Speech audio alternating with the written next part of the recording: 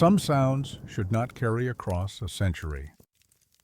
Granite Ghost Town sits at 7,600 feet elevation in the Flint Creek Range of southwestern Montana, 12 miles southeast of Phillipsburg, along a deteriorating Forest Service road that most vehicles cannot navigate after the spring thaw. The settlement emerged during the silver boom of 1888, when prospectors working the hillside discovered ore deposits rich enough to justify building an entire infrastructure at altitude. Within 3 years, the town supported nearly 3,000 residents, a hospital, a school, 4 hotels, and the Granite Mountain Mine, one of the richest silver operations in Montana Territory. The crash came suddenly. The Sherman Silver Purchase Act was repealed in 1893, and silver prices collapsed overnight. Within 18 months, granite was functionally abandoned. The mine superintendent's Union Hall held its final meeting on November 7, 1893. Records show that 42 men attended. By December, fewer than 200 people remained in town, most waiting for enough money to leave. The last permanent resident departed in 1958, a caretaker named Virgil Hadley, who maintained the miners' Union Hall until the state purchased the site for historical preservation. The terrain around Granite is unforgiving. Winters arrive early and last until May. The surrounding forest is dense lodgepole pine and Douglas fir, broken only by talus slopes and seasonal creeks that run ice-cold even in August. The town itself is accessible only by foot during 6 months of the year. There is no cell service. The nearest occupied structure is a ranger station 11 miles northwest. It is a place defined by absence. On the morning of April 19, 2009, a United States Forest Service surveyor named Marcus Gallagher hiked into Granite Ghost Town to conduct a routine structural assessment of the miners' Union Hall. Gallagher, 41 years old at the time, had worked for the Forest Service for 14 years and had visited Granite on 6 previous occasions. He arrived at the site at approximately 8:15 a.m. and began setting up his laser measurement equipment near the hall's southern entrance. At 8:32 a.m., according to the timestamp on his digital audio recorder, which he had activated to document verbal notes during the survey, a sound began. It was a whistle, low, industrial, unmistakable. The kind of steam-powered signal that mines use to mark shift changes. Gallagher stopped working. He described the sound in his report as lasting approximately 45 seconds, rising and falling in 3 distinct pulses. He noted that it seemed to originate from the direction of the old Granite Mountain Mine headframe, a skeletal wooden structure visible on the hillside roughly 300 yards upslope from the Union Hall. The whistle stopped. Gallagher waited. Nothing followed. He reviewed his audio recorder.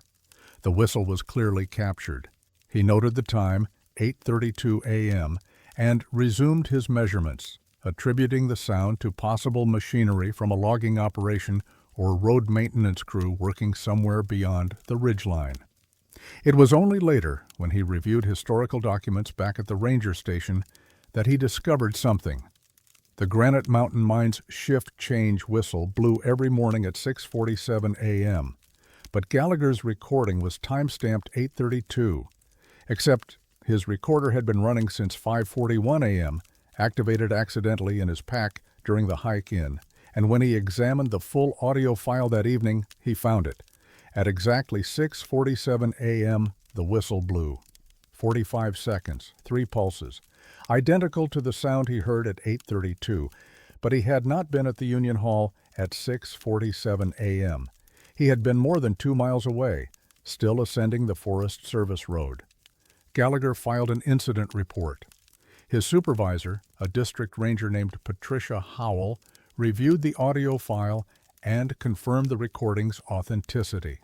She also made a note in the report that troubled her. At 6:47 a.m. on April 19, 2009, 3 separate residents of Phillipsburg, 12 miles northwest of Granite, called the Granite County Sheriff's Office to report hearing a loud industrial whistle coming from the direction of the mountains. None of the callers knew each other. All three described the same sound: low, industrial, 3 pulses. The sheriff's office had dismissed the reports as echoes from a train or highway maintenance, but there are no active rail lines near Phillipsburg, and Montana Highway 1, the nearest major road, had no scheduled work that morning. Patricia Howell conducted her own site visit on April 23rd, 4 days after Gallagher's survey. She brought recording equipment and a handheld GPS unit. She documented the condition of the old mine headframe and confirmed what was already known. No machinery existed at the site. The winch mechanisms had been removed for scrap in 1941. The steam whistle itself, a bronze apparatus weighing nearly 80 pounds, had been sold to a private collector in 1962 and now resided in a mining museum in Butte, more than 60 miles away. Howell also confirmed there were no active mining operations, no logging crews, and no industrial activity within 40 miles of Granite on April 19th. She returned to Phillipsburg and interviewed the 3 residents who had called the sheriff's office. The first was a retired school teacher named Dorothy Marin, 74, who lived on the east end of town. She said she had been drinking coffee on her porch when she heard it, clear and loud, like it was coming from just beyond the ridgeline. She said it reminded her of the mill whistle from her childhood in Anaconda, a sound she had not heard in 50 years. The second was a contractor named William Persico, 49, who was loading his truck in his driveway when the whistle blew. He said it was strange enough that he stopped what he was doing and looked toward the mountains. He told Howell he thought someone might be in trouble, that it sounded like a distress signal. The third was a high school student named Leanne Ruiz, 17, who was waiting for the school bus on the corner of Sansom and Broadway. She recorded a 9-second video on her phone, mostly capturing her own confusion as she tried to identify where the sound was coming from. The audio on the video is faint but audible, a low, pulsing tone beneath wind noise. Howell submitted all 3 witness statements, along with Gallagher's audio file, to the Montana Historical Society and the United States Geological Survey. She requested an explanation. Neither organization provided one. The Historical Society noted that mine whistles were common in Montana's mining districts and that acoustic anomalies in mountainous terrain could produce unusual echoes or delayed sound propagation. They did not explain how a whistle that no longer existed could produce a sound consistent with its historical operation, nor did they address the simultaneity of reports from multiple witnesses 12 miles away. The USGS replied that they had no active seismic or atmospheric monitoring equipment in the area and could not comment on localized sound phenomena without additional data. Gallagher returned to Granite twice more that year, once in July and again in September. He brought additional recording equipment both times. He heard nothing. In March of 2010, a historian from the University of Montana named Dr. Alan Kirkpatrick traveled to Granite to conduct archival research on the town's Union movements. While photographing the Union Hall, he noticed something odd in the building's interior. A chalkboard in what had been the meeting room still bore faint writing, visible only in certain light. The writing listed a schedule, shift assignments. Dated November 7, 1893, the last recorded Union meeting. Among the entries was a handwritten note at the bottom, "Whistle test, 6:47 a.m., April 19th. Kirkpatrick photographed the board and brought the image to the Montana Historical Society. Archivists confirmed the handwriting matched other documents signed by the mine superintendent, a man named Robert Callahan. But no records explained why a whistle test would be scheduled for April 19th, a date more than 5 months after the mine's closure. No records indicated the test ever occurred, and yet the phenomenon has not repeated. Patricia Howell retired from the Forest Service in 2014. Marcus Gallagher transferred to a regional office in Missoula and declined to be interviewed for this account. The 3 Phillipsburg residents who reported hearing the whistle have offered no further statements. Granite Ghost Town remains accessible to hikers during summer months. The Union Hall is still standing. The mine head frame is skeletal and unstable, cordoned off by the Forest Service due to collapse risk. On clear mornings when the wind is still, some visitors report an unusual quality to the silence, a sense that the air is waiting. No one has explained why Marcus Gallagher's recorder activated 3 hours before he reached the site. No one has clarified what mechanism could produce an industrial whistle that no longer exists. And no one has addressed the coincidence that the only scheduled whistle test, dated on a chalkboard for a date 116 years in the future, occurred at the exact time multiple witnesses reported hearing it. The case remains open in Forest Service records, filed under acoustic anomalies, and marked for future investigation if additional incidents occur. The last known recording of the Granite Mountain mine whistle, made in 1941 during a historical documentation project, is housed at the Montana Historical Society in Helena. It lasts 45 seconds. 3 pulses, identical.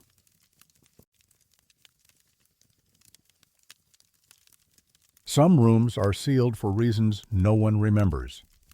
Bannock sits in a high valley along Grasshopper Creek in southwestern Montana, roughly 25 miles west of Dillon. The settlement emerged in 1862 when John White discovered gold in the creek bed, triggering Montana's first major gold rush.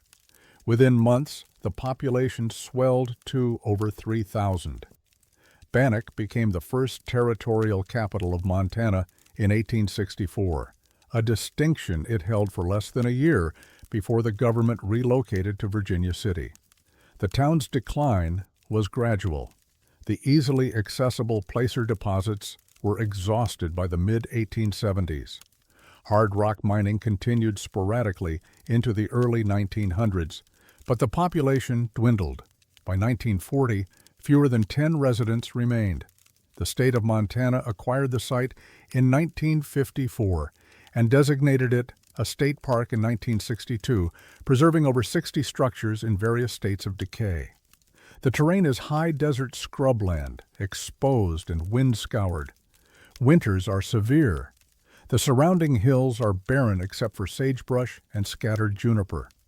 Grasshopper Creek still runs through town, reduced now to a narrow channel bordered by cottonwoods that have grown tall in the absence of mining operations.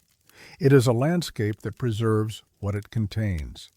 In June of 2014, Montana State Parks contracted a Helena-based construction firm to demolish the remains of the old Mead Hotel boarding house, a 3-story structure on the north end of Bannock's Main Street that had partially collapsed during heavy snowfall the previous winter.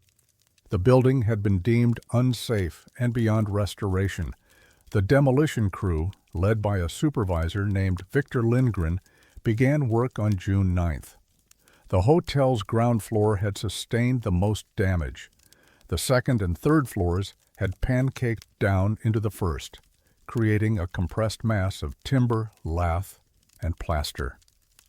Lindgren's crew worked methodically, removing debris layer by layer and sorting materials for disposal or salvage. On the afternoon of June 12th, while clearing rubble from what had been the building's northwestern corner, a crew member named Daniel Ortiz noticed something unusual: a section of interior wall that appeared intact despite the collapse around it. The wall was constructed of brick rather than wood frame, and it formed a small enclosure roughly 8 feet by 10 feet. There was no visible door. Lindgren halted work and contacted the state parks office. A preservation specialist named Margaret Healy arrived the following morning to assess the find. She determined that the brick enclosure had been constructed after the hotel's original build, likely sometime in the 1880s, based on the mortar composition and brick style, and that it had been deliberately sealed with no interior access. Healy authorized a careful breach of the wall. On June 14th, Ortiz used a masonry saw to cut an opening in the brick. The interior space was dark, windowless, and filled with stale air that smelled faintly of sulfur. When Lindgren shone a work light inside, he saw the floor. It was covered in ash, gray-white, fine-grained, approximately 4 to 6 inches deep across the entire room. And pressed into the ash were handprints, 17 of them, small, child-sized, arranged in no apparent pattern across the floor, some overlapping, some isolated. Each print showed clear detail, palm lines, finger ridges, the small creases of young hands. The prints appeared fresh. The ash around them was undisturbed. Healy immediately secured the site and contacted the Montana State Historic Preservation Office. Within 24 hours, a team that included a forensic archaeologist named Dr. Raymond Kowalski and a geologist from Montana Tech named Naomi Abrams arrived in Bannack. Dr. Kowalski documented the handprints photographically and measured each one. The prints ranged in size from those consistent with a child aged 4 to approximately age 10. He noted that several prints showed signs of movement, small finger drags in the ash, suggesting the hands had been pressed down and then withdrawn. Dr. Abrams collected samples of the ash for laboratory analysis. She described it as extremely fine, almost powder-like, with a consistency unlike typical soil or building debris. She noted that the ash layer was uniform in depth and appeared to have settled rather than been placed. Preliminary field tests indicated the material was volcanic in origin. Montana experienced no volcanic activity during the period Bannack was inhabited. The last significant eruption in the region occurred approximately 640,000 years ago when the Yellowstone caldera formed, more than 100 miles southeast. There are no records of ashfall events in Beaverhead County during the 1800s. Dr. Abrams sent samples to the United States Geological Survey Lab in Denver for a comprehensive analysis. The results, returned in August of 2014, identified the ash as rhyolitic in composition, consistent with explosive volcanic eruptions, but the chemical signature matched no known volcanic source in North America. The trace element profile was especially unusual. The ash contained elevated levels of rare earth elements in ratios that geologists described as inconsistent with any documented eruption in the geological record. While the geological analysis proceeded, Dr. Kowalski researched Bannack's historical records. He focused on the 1880s, the likely period when the brick enclosure was constructed. In the Montana Historical Society archives in Helena, he found fragmented census data and church records from Bannack during that decade. The records were incomplete. Many documents had been lost to fire or simply discarded when the town was abandoned, but Kowalski identified a pattern.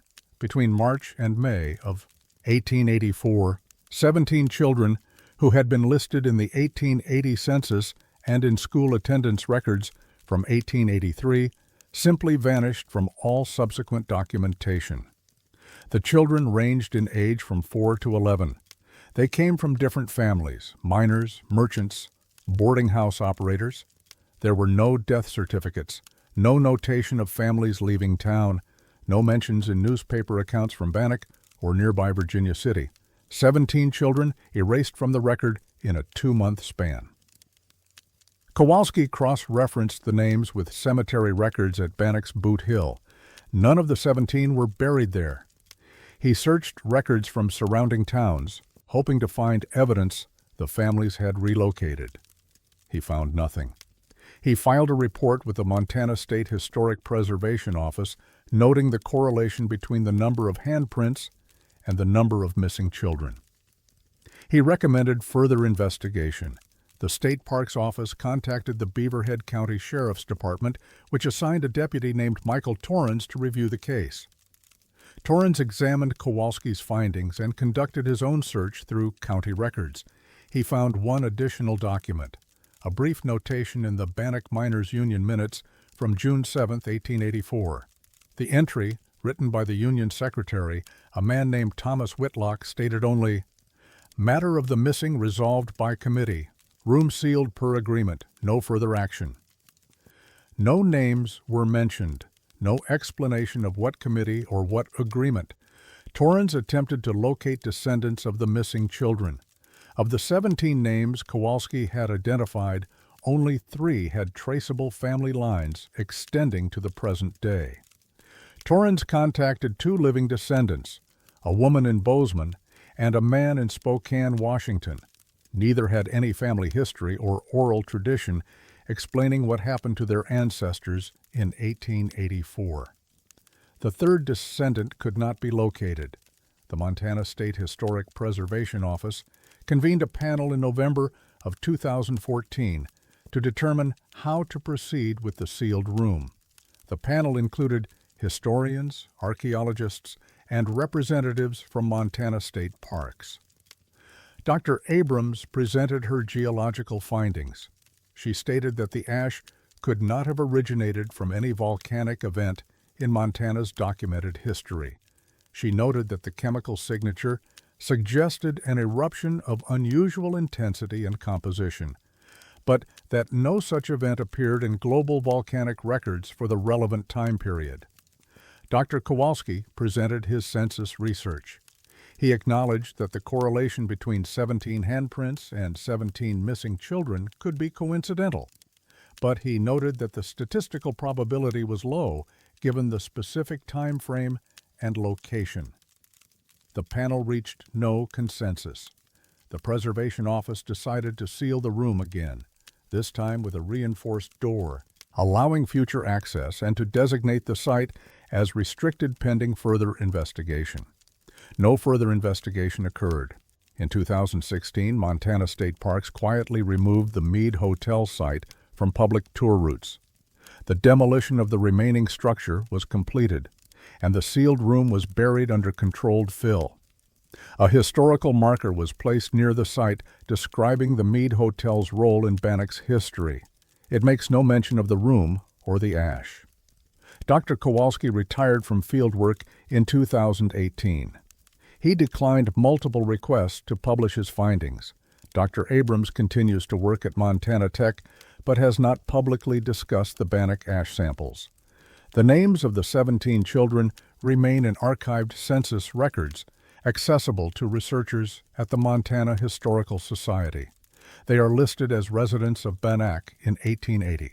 They do not appear in any records after 1884.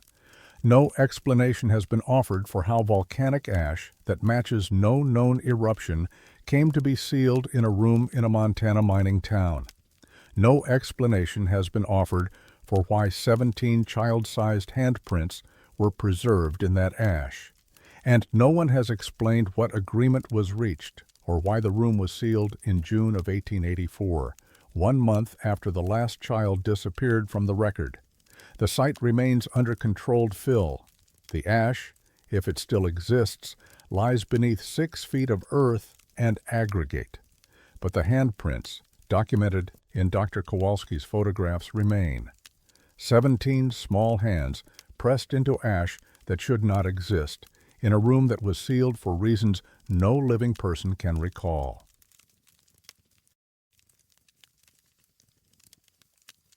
Money delivered to the dead tells its own kind of story. Castletown emerged in the Castle Mountains of central Montana during the silver boom of 1887, clustered in a narrow canyon along Willow Creek, approximately 15 miles south of White Sulphur Springs. The Comet Mine was the settlement's primary operation, driven into the mountainside by the Castle Mountain Mining Company. At its peak in 1890, the town supported roughly 800 residents, a post office, 2 hotels, a school, and a monthly newspaper called the Castle Mountaineer. The silver crash of 1893 devastated the town as thoroughly as it did most mining camps across Montana Territory. When the Sherman Silver Purchase Act was repealed in late August, silver prices collapsed. The Comet Mine suspended operations on June 14, 1893. Within 6 months, Castletown was effectively abandoned. The post office closed in 1895. By 1900, no permanent residents remained. The terrain surrounding Castletown is rugged and heavily forested, primarily lodgepole pine and Douglas fir clinging to steep slopes. The elevation exceeds 6,000 feet. Winters arrive early and last through April. Access to the site today requires a four-wheel drive vehicle and familiarity with deteriorating Forest Service roads that wash out regularly during spring runoff. Few structures remain standing. The landscape has reclaimed most of what was built there. The Comet Mine's final superintendent was a man named Gerald Haberman, 46 years old, originally from Pennsylvania. Haberman had worked in mining operations throughout Colorado and Montana since the 1870s and assumed the superintendent position at the Comet in January of 1892. Records describe him as meticulous in his bookkeeping and well regarded by the miners under his supervision.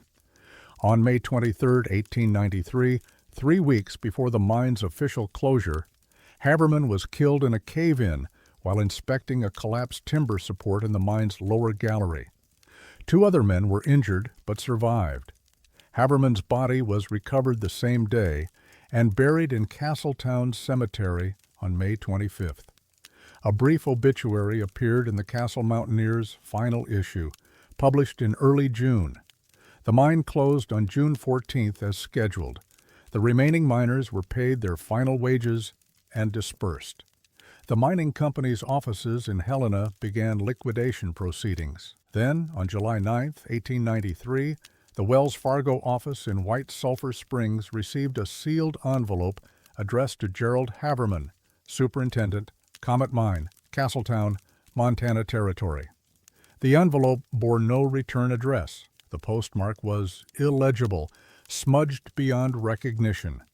Inside was a bank draft for $1,217.38, the exact amount needed to cover payroll for 73 miners for 1 month at the Comet Mine's established wage rates. The Wells Fargo agent, a man named Samuel Brandt, knew Haberman had died.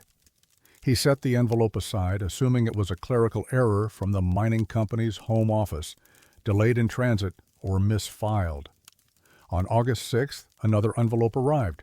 Same address, same illegible postmark, same amount, $1,217.38. Brandt contacted the Castle Mountain Mining Company's offices in Helena. A company accountant named Theodore Paxson reviewed the payroll records and confirmed that no such payments had been authorized. The mine was closed. No payroll was due. Paxson told Brandt to hold the envelopes and await further instruction. The envelopes kept arriving, 1 per month, always on or near the 6th day of the month, always addressed to Gerald Haberman, always containing the exact payroll amount. Brandt documented each delivery in the Wells Fargo ledger, September 6th, October 7th, November 5th, December 6th. By February of 1894, 8 envelopes had accumulated in the Wells Fargo safe. Brandt wrote again to the mining company. Paxson replied that the company had ceased all operations related to Castletown and had no explanation for the deliveries. He suggested Brandt contact the United States Postal Service. The postal inspector assigned to investigate, a man named Howard Quinlan, arrived in White Sulphur Springs in March of 1894. He examined the envelopes. The postmarks were uniformly degraded, as if the ink had been exposed to moisture or extreme heat before delivery. Quinlan could not determine where the envelopes had been mailed from. He opened one envelope to verify the contents. Inside was a bank draft issued by First National Bank of Helena for $1,217.38, made payable to the Castle Mountain Mining Company for Comet Mine payroll disbursement. Quinlan contacted First National Bank. The bank had no record of issuing the draft. The draft number did not correspond to any active accounts. The signature on the draft belonged to a bank officer named Charles Weatherby, who had worked at First National from 1886 until his death in April of 1892, more than a year before the first envelope arrived. Quinlan opened a second envelope. The draft inside was identical in every detail except the date. It reflected the month of its delivery. Quinlan did not open the remaining envelopes. He filed a report with the Postal Service noting unexplained correspondence and possible forgery. The report recommended the envelopes be held pending further investigation. No further investigation occurred. The 11th and final envelope arrived on May 8, 1894, exactly 11 months after the first delivery. Brant recorded it in the ledger and placed it in the safe with the others. No envelope. Arrived in June, none in July. The deliveries had stopped.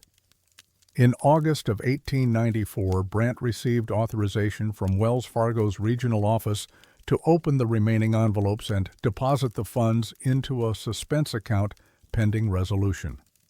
He opened all 11 envelopes on August 19th in the presence of a notary named Lawrence Donnelly. Each envelope contained a bank draft for $1,217.38. Each draft was dated the month of its delivery. Each was signed by Charles Weatherby, and each draft was printed on currency paper that would not be introduced by the United States Treasury until 1914. Brant recognized the discrepancy immediately. The paper stock was wrong, too smooth, too bright. The typeface on the drafts was inconsistent with 1893 printing standards. The security features embedded in the paper had not yet been developed. Donnelly, who had worked as a bank examiner before becoming a notary, confirmed Brant's observations. He photographed several of the drafts and sent the images to the Treasury Department in Washington with a letter requesting authentication. The Treasury Department's response, received in November of 1894, stated that the drafts were printed on Series 1914 Federal Reserve note paper stock, a currency design that had been proposed but not yet approved for production. The department noted that no such paper should exist outside experimental facilities in Washington and Philadelphia.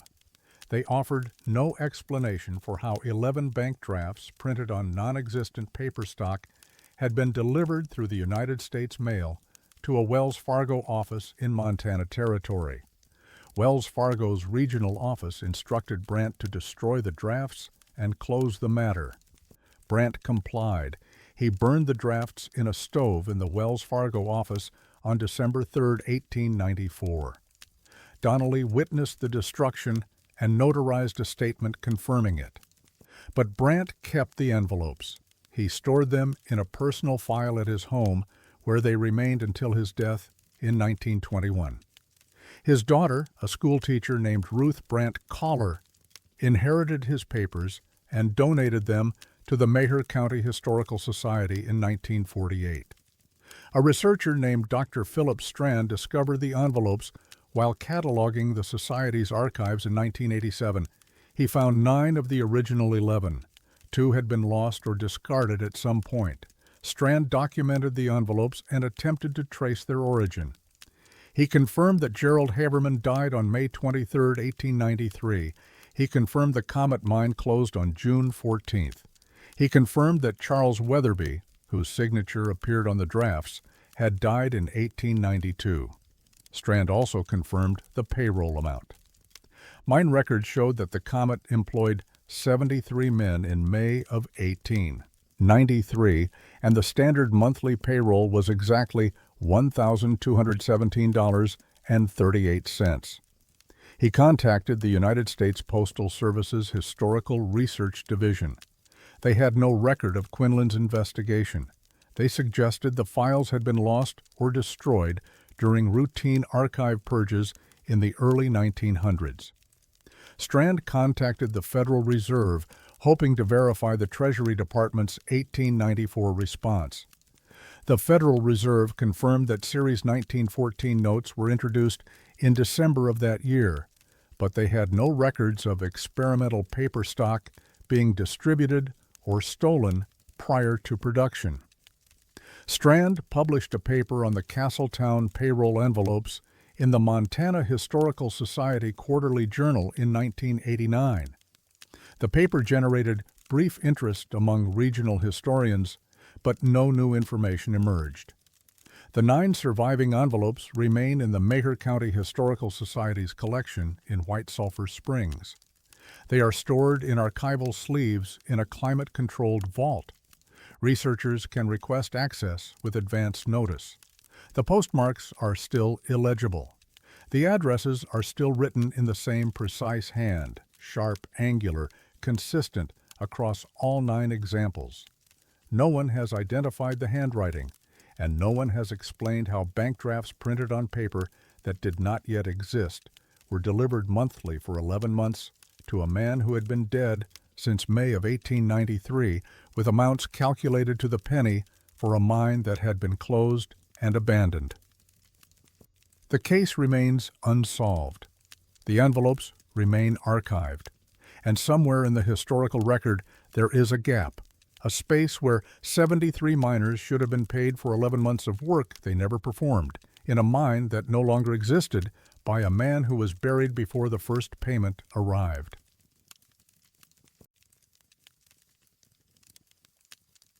Air has a memory, and sometimes that memory predates the people who breathe it. Marysville sits in the mountains northwest of Helena, Montana, accessible via a winding road that climbs through dense forest and opens into a high valley at roughly 5,400 feet elevation. The town emerged in 1876 following the discovery of gold along Silver Creek. Within a decade, Marysville supported over 4,000 residents, multiple stamp mills, a brewery, churches, and schools. The Drum Lemon Mine, opened in 1885, became the district's most productive operation, yielding over $15 million in gold before exhausting its primary veins in the early 1900s. The town declined gradually. The last commercial mining ceased in 1942. Most residents departed by the 1950s. Today, fewer than 100 people live in Marysville year-round, most in newer structures built after the mining era. The original town site is scattered with ruins, collapsed cabins, stone foundations, rusted machinery slowly disappearing beneath pine needles and mountain brush. The Drum Lemon Mine itself sits on the eastern slope above town, its main entrance sealed with a steel gate in 1988 by the Montana Bureau of Mines for safety reasons. The workings extend deep into the mountain, a complex network of shafts, drifts, and galleries that were never fully mapped during operational years. It is a place where the earth keeps its secrets. In May of 2017, a Helena-based exploration group called the Montana Underground Survey Project received permission from the Montana Department of Environmental Quality to conduct a comprehensive mapping expedition of the Drum Lemon Mine's accessible tunnels. The team consisted of 4 members: project leader Dr. Janet Corvallis, a geologist from Montana Tech, structural engineer Marcus Ryland, surveyor and cartographer Nicole Vasquez, and safety officer Thomas Eberhardt. The team entered the mine on May 22nd, equipped with modern surveying equipment, atmospheric monitors, and safety gear. Their objective was to document the mine's layout and assess structural stability for potential historical preservation efforts. The main tunnel descends at a shallow angle for approximately 800 feet before branching into multiple side passages. Most were familiar to the team from historical mining records. On their second day underground, May 23rd, Vasquez identified a sealed side passage approximately 630 feet from the entrance on the northern wall of the main drift. The passage had been deliberately blocked with stacked timber and rubble, a common practice when miners abandoned unproductive or unstable sections. What drew Vasquez's attention was the quality of the seal. Unlike most abandoned side tunnels, which showed signs of deterioration or partial collapse, this barrier appeared intentionally reinforced. The timbers were tightly fitted. The gaps had been packed with clay and smaller stones. Dr. Corvallis examined the seal and noted that it matched construction techniques from the 1880s, consistent with the mine's early operational period. She decided to breach the barrier carefully to document what lay beyond. The team spent 3 hours removing stones and timbers. Eberhardt monitored air quality throughout, watching for dangerous gas accumulations that sometimes lingered in sealed mine workings. His instruments detected nothing unusual. Oxygen levels were normal, carbon dioxide slightly elevated, but within safe parameters, no methane. At 2:37 p.m. on May 23rd, they created an opening large enough to pass through. The air that emerged was cold, noticeably colder than the surrounding tunnel, which maintained a relatively constant temperature of approximately 48 degrees Fahrenheit. Eberhardt's thermometer registered the air exiting the sealed passage at 39 degrees, but it was Vasquez who noticed the smell.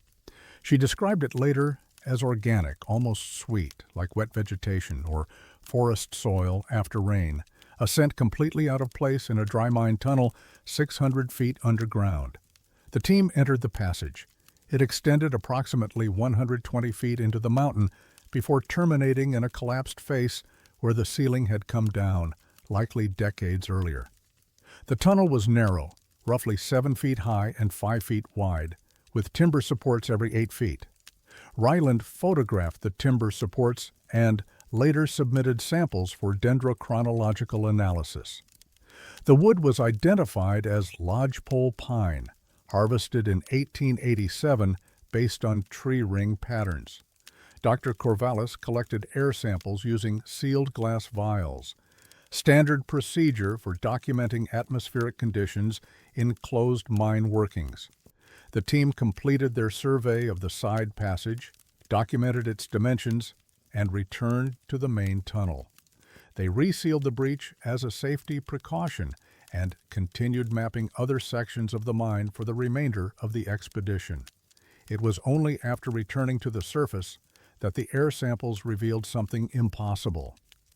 Dr. Corvallis sent the samples to the Montana Tech Atmospheric Sciences Lab for routine analysis. The lab technician, a graduate student named Brian Fulmer, conducted standard compositional testing first. Oxygen, nitrogen, carbon dioxide, trace gases, everything appeared normal.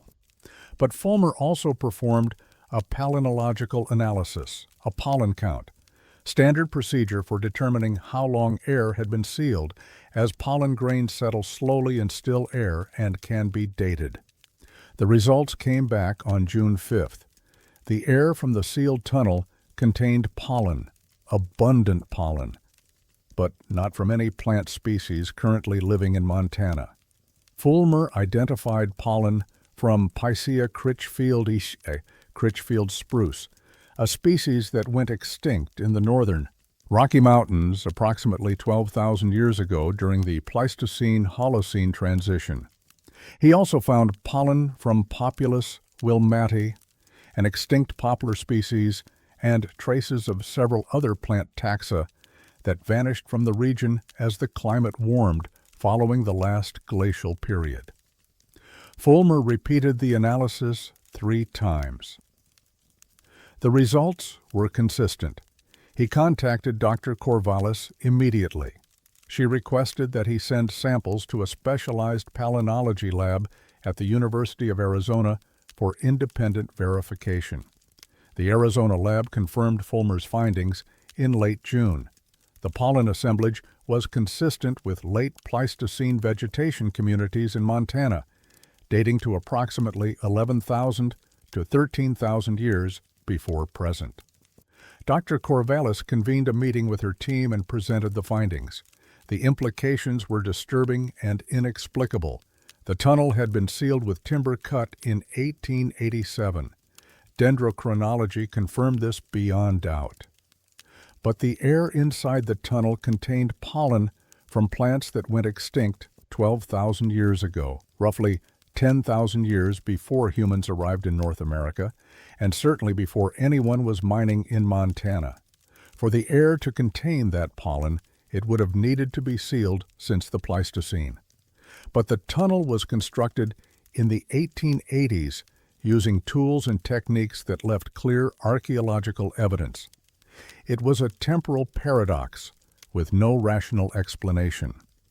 Dr. Corvallis contacted the Montana Bureau of Mines and requested permission to return to the site for follow-up investigation. The Bureau initially granted permission but rescinded it in August of 2017 without explanation. When Corvallis inquired, she was informed that the Drum Lummen mine had been reclassified as structurally unstable and was now permanently closed to all entry. She filed a formal appeal. It was denied.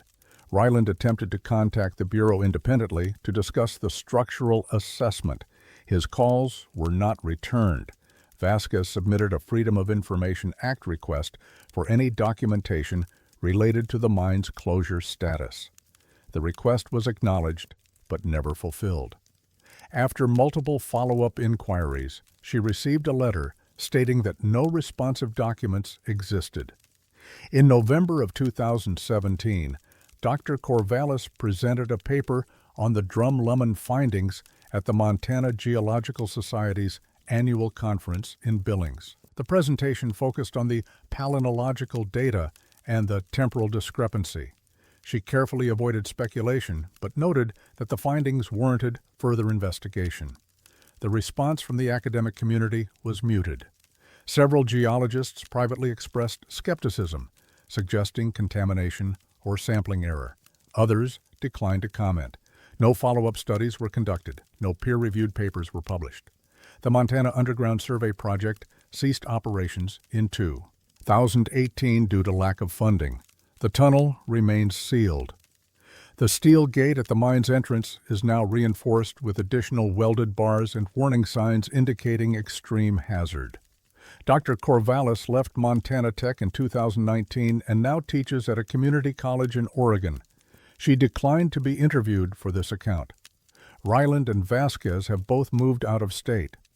Eberhardt works for a mining company in Nevada and did not respond to requests for comment. The air samples still exist, stored in a freezer at Montana Tech. They have not been examined since 2017.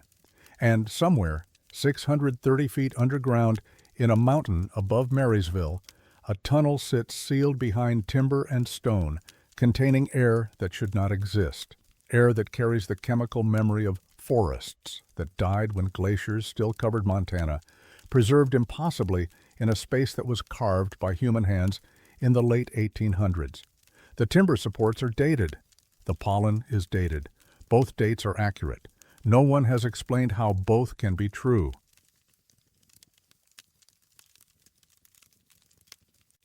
Some images capture moments that have not yet occurred. Elkhorn sits in the Elkhorn Mountains of southwestern Montana, roughly 15 miles south of Boulder along a deteriorating road that becomes impassable during winter months. The settlement emerged in 1870 during a modest silver boom, expanding significantly in the 1880s when the Elkhorn mine began producing high-grade ore. By 1890, the town supported approximately 2,500 residents, with 2 hotels, several saloons, a school, a fraternal hall, and various commercial establishments arranged along a single main street. The decline was gradual but inexorable. Silver prices weakened through the 1890s. The mine's richest veins were exhausted by 1900. By 1920, the permanent population had dwindled to fewer than 50 people. The post office closed in 1930. Today, Elkhorn is maintained as a ghost town by the Montana Department of Fish, Wildlife and Parks, which preserves 2 main structures, Fraternity Hall and Gillian Hall, while the rest of the settlement exists in various states of collapse. The terrain is mountainous and heavily forested, primarily lodgepole pine and aspen. Winters are severe. Snow accumulations frequently exceed 8 feet. The elevation approaches 7,500 feet. Even in summer, nights are cold enough for frost. It is a landscape that preserves what it holds, slowly and completely. In August of 2011, a preservation team from the Montana Historical Society was conducting a structural assessment of the remaining buildings in Elkhorn. The team included architectural historian Dr. Margaret Lindstrom and field technician Samuel Orozco. Their objective was to document the condition of lesser-known structures before they collapsed entirely. On August 17th, while examining the ruins of what had been the town's assay office, a small stone building on the eastern edge of the main street that had partially collapsed during heavy snowfall in 2008, Orozco noticed something unusual in the debris. Partially buried beneath fallen timbers and roof material was a leather satchel, dry and remarkably intact despite exposure to the elements. The satchel was approximately 18 inches by 12 inches, with brass buckles and a shoulder strap. Orozco carefully extracted it and brought it to Dr. Lindstrom. Inside were glass plate negatives. 64 of them, each approximately 5 inches by 7 inches, wrapped individually in deteriorating cloth and stacked carefully within the satchel. Each plate bore a small paper label affixed to one corner with handwritten information, a location within Elkhorn, a date, and a name stamped in fading ink, T. Wickham, photographer. The dates on the labels ranged from March through November of 1889. Dr. Lindstrom recognized the significance immediately. Photographic documentation of Montana mining. Towns from the 1880s was rare and valuable for historical research. She transported the plates to the Montana Historical Society's Conservation Lab in Helena, where they could be properly examined and digitized.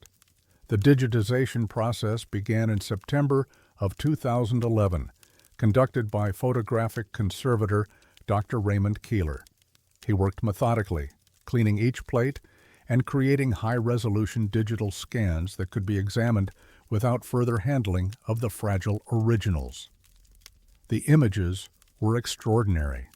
They showed Elkhorn's main street in meticulous detail: buildings, storefronts, mining equipment, even people frozen mid-stride on wooden sidewalks. The quality was exceptional for the period, suggesting a photographer with considerable skill and expensive equipment.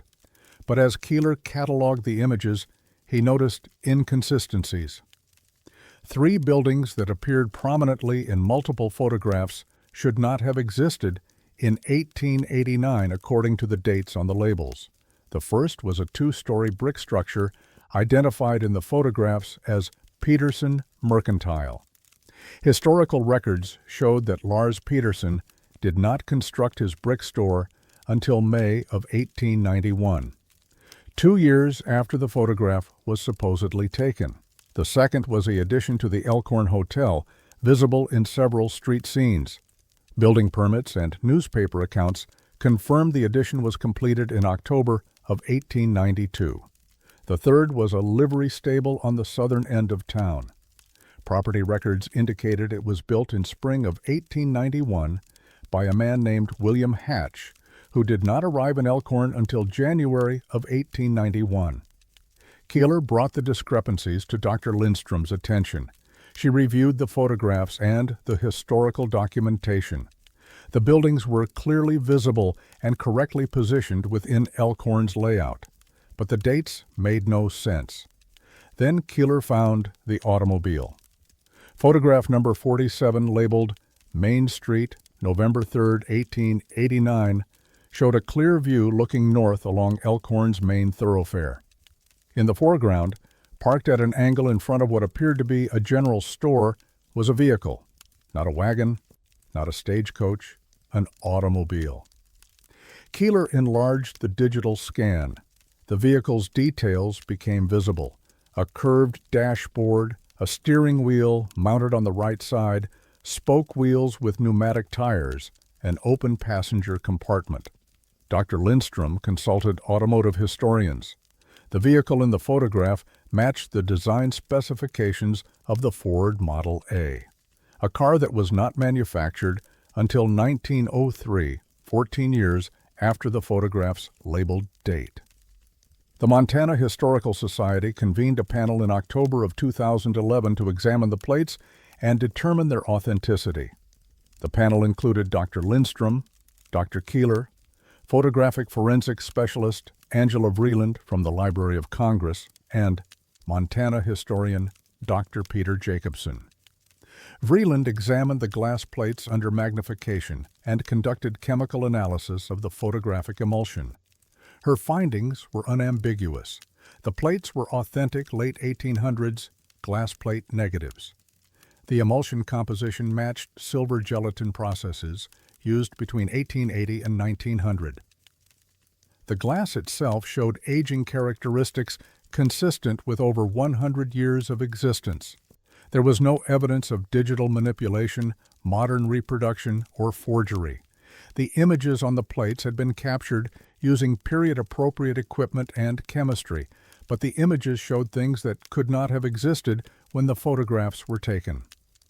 Dr. Jacobson researched the photographer's name. Thomas Wickham appeared on every plate label, stamped in a distinctive typeface. Jacobson searched extensively through Montana territorial and state records. He found nothing.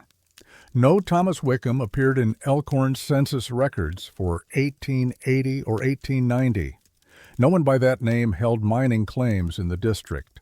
No marriage records, no property deeds, no mentions in the local newspaper, the Elkhorn Enterprise, which published regularly through the 1880s and maintained archives that still existed. Jacobson expanded his search to nearby towns and counties. He found 3 men named Thomas Wickham living in Montana Territory during the 1880s, but none were photographers and none had any documented connection to Elkhorn. He contacted genealogical societies and photographic historians throughout Montana and neighboring states. No one had heard of a photographer named Thomas Wickham working in Montana during that period. The man appeared to exist only in the stamp on the glass plates. The Montana Historical Society commissioned additional analysis. Dr. Elena Suarez, a forensic document examiner from Portland, examined the handwritten labels on the plates. She determined that all 64 labels had been written by the same person using iron gall ink common in the late 1800s. The handwriting showed consistent characteristics throughout, no evidence of forgery or modern recreation. Dendrochronological analysis of the wooden frame pieces still attached to some plates confirmed the wood was harvested in the mid-1880s. Every technical analysis confirmed the plates were authentic artifacts from 1889. But the content of the photographs remained impossible to explain. In December of 2011, the Historical Society hosted a public presentation of the findings. Dr. Lindstrom showed selected images and outlined the chronological discrepancies. She invited explanations from the audience. One attendee suggested the labels might be incorrect, perhaps applied years after the photographs were taken. But that theory failed to explain why someone would mislabel photographs so consistently or why the labels used ink and paper from the 1880s. Another proposed that Elkhorn's historical records might be incomplete or inaccurate. But multiple independent sources, building permits, newspaper accounts, property records, and census data all contradicted the photograph dates in the same ways. A photographic historian suggested the possibility of double exposure or composite printing techniques. Dr. Keeler explained that while such techniques existed in the 1880s, they left detectable evidence in the emulsion that was not present in these plates. No satisfactory explanation emerged. The Montana Historical Society maintains the 64 glass plates in climate-controlled storage. Digital scans are available to researchers by appointment. The collection is officially cataloged as the Wickham Plates, Elkhorn Documentation, 1889, attributed. Dr. Lindstrom published a paper on the discovery in the Montana Historical Review in 2012.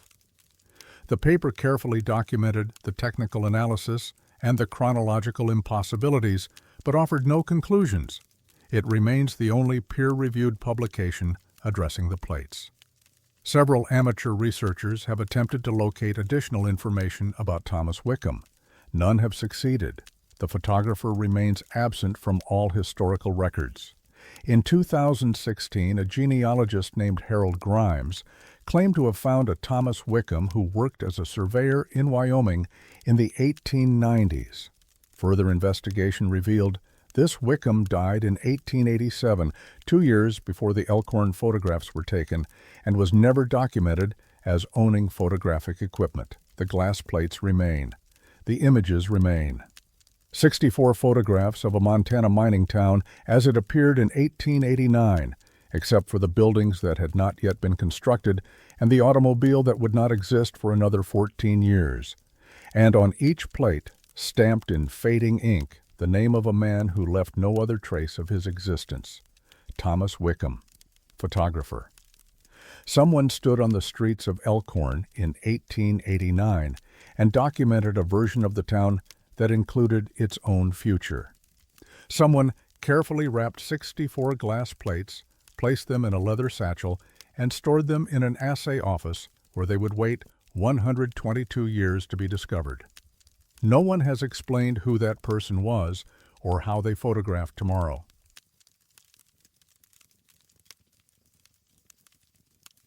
Voices can be preserved in wax, but they should not speak of places that do not yet exist. Kendall sits in the Judith Mountains of central Montana, roughly 12 miles northwest of Lewistown, along a gravel road that climbs through sage-covered hills and scattered ponderosa pine. The town emerged in 1898 following gold discoveries in the surrounding mountains. The Kendall Gold Mining Company established operations in 1900, and by 1901, the mine was producing ore from multiple shafts extending deep into the mountain. At its peak in 1906, Kendall supported nearly 2,000 residents. The mine operated continuously until 1919, when declining ore grades and rising operational costs forced closure. The population dispersed rapidly. By 1930, the town was effectively abandoned. Today, only foundations and scattered debris remain, slowly disappearing beneath grass and sagebrush. The terrain is high prairie transitioning to mountain foothills. Winters are harsh, with sustained temperatures well below zero. The elevation exceeds 5,000 feet. The landscape is exposed and wind-scoured, offering little shelter from the elements. It is a place where artifacts emerge slowly from the earth, preserved by dryness and isolation. In March of 2019, an estate sale in Great Falls included a collection of early recording equipment and wax cylinders that had belonged to a local history enthusiast named Walter Kinnear, who had died the previous December at age 87. Among the items was a wooden crate containing 12 Edison wax cylinders, each labeled in faded handwriting. Kendall Mine Recordings, 1901. The collection was purchased by an audio preservationist named Rebecca Strand, who operated a small digitization service specializing in early sound recordings. Strand recognized the potential historical value. Documented sound from Montana mining operations was rare and began the restoration process in late March. Wax cylinder recordings are fragile. The cylinders Strand received were heavily scratched and showed signs of degradation from age and improper storage. She used specialized equipment to create high-resolution digital scans of the wax surface, capturing the grooves without physical contact that might cause further damage. The initial playback was disappointing. The recordings were severely degraded, producing mostly static and mechanical noise, but Strand applied digital restoration techniques, filtering out surface noise and enhancing the remaining signal. On April 3rd, she successfully isolated voices on cylinder number 3. The audio was fragmentary, but clear enough to understand. Two men speaking, their voices low and steady, discussing something technical. Strand initially assumed they were talking about mining operations, shaft depths, ore quality, equipment needs. Standard conversation for miners in 1901. But something about the language struck her as unusual. The syntax felt archaic. Certain words were pronounced in ways that sounded distinctly non-American. Strand contacted a linguistics professor at the University of Montana named Dr. Oliver Byrne, who specialized in historical dialects and language preservation. She sent him the audio file and asked for his assessment. Dr. Byrne's response came 3 days later. He requested the original cylinder and permission to conduct further analysis. He arrived at Strand's studio in Great Falls on April 10th with recording equipment and linguistic references. Together they processed all 12 cylinders, extracting whatever audio remained beneath the degradation. 8 cylinders produced no usable content. 3 contained fragments too brief for analysis, but cylinder 3 and later cylinders 7 and 11 yielded extended conversations. Dr. Byrne spent 2 weeks analyzing the recordings. His findings, documented in a report dated April 26th, were extraordinary and deeply troubling.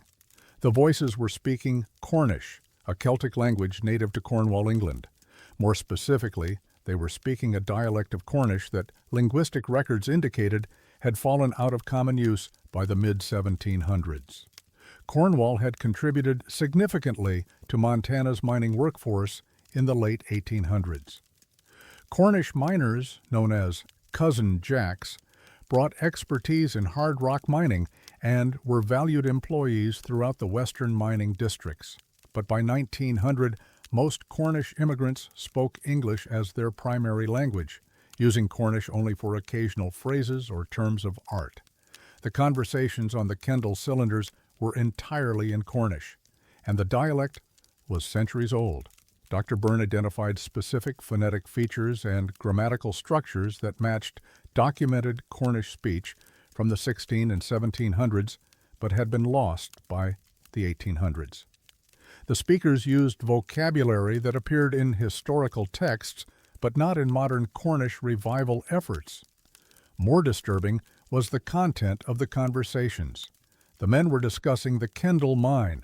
Specifically, they referenced the lower gallery, the northern crosscut at 800, and the pocket beyond the fault.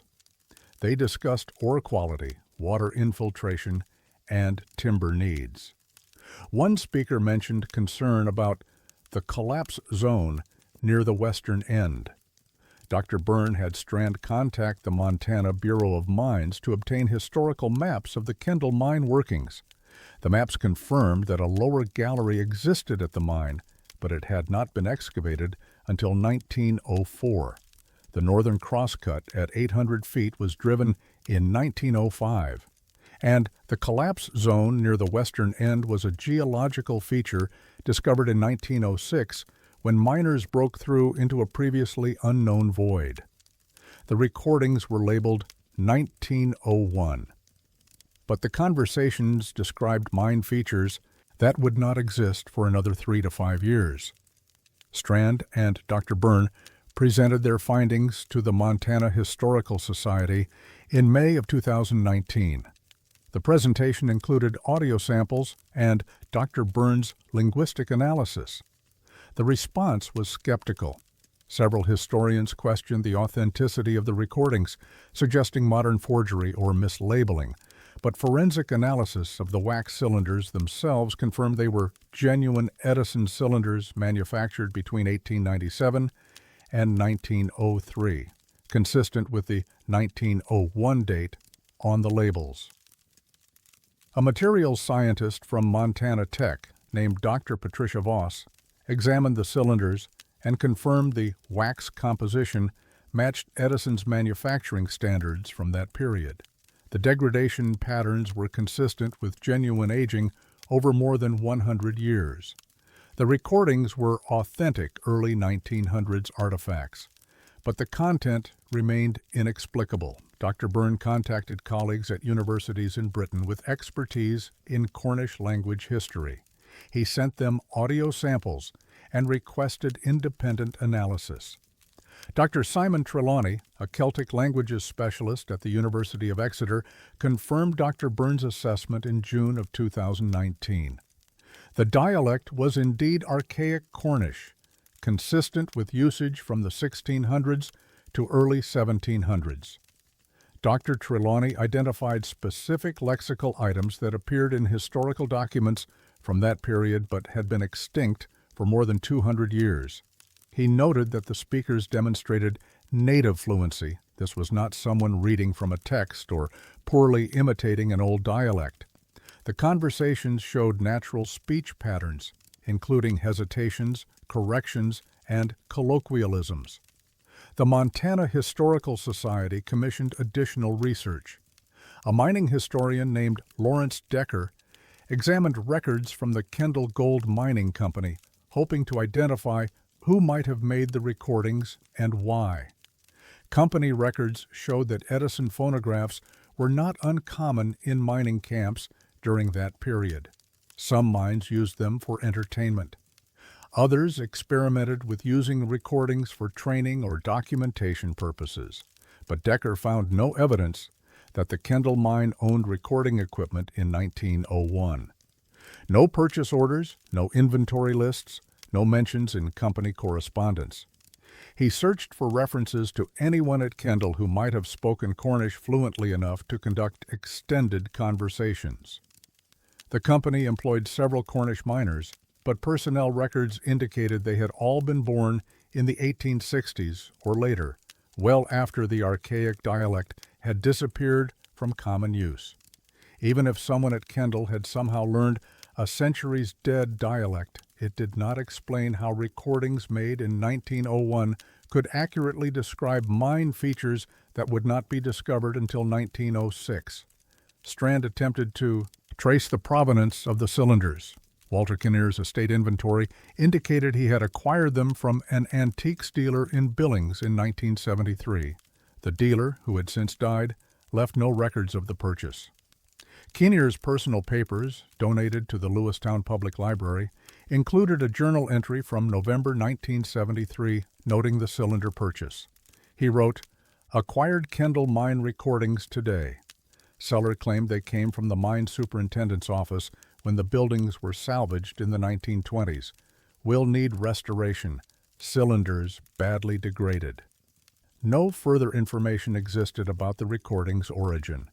The Montana Bureau of Mines sealed access to the Kendall mine site in September of 2019, citing ongoing concerns about shaft stability and public safety.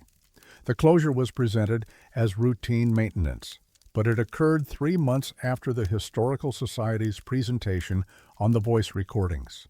Strand requested permission to visit the mine site to document its current condition. Her request was denied without explanation. Dr. Byrne submitted a grant proposal to conduct further linguistic analysis of the recordings and to search for similar artifacts in other Montana mining districts. The grant was rejected. No reason was provided.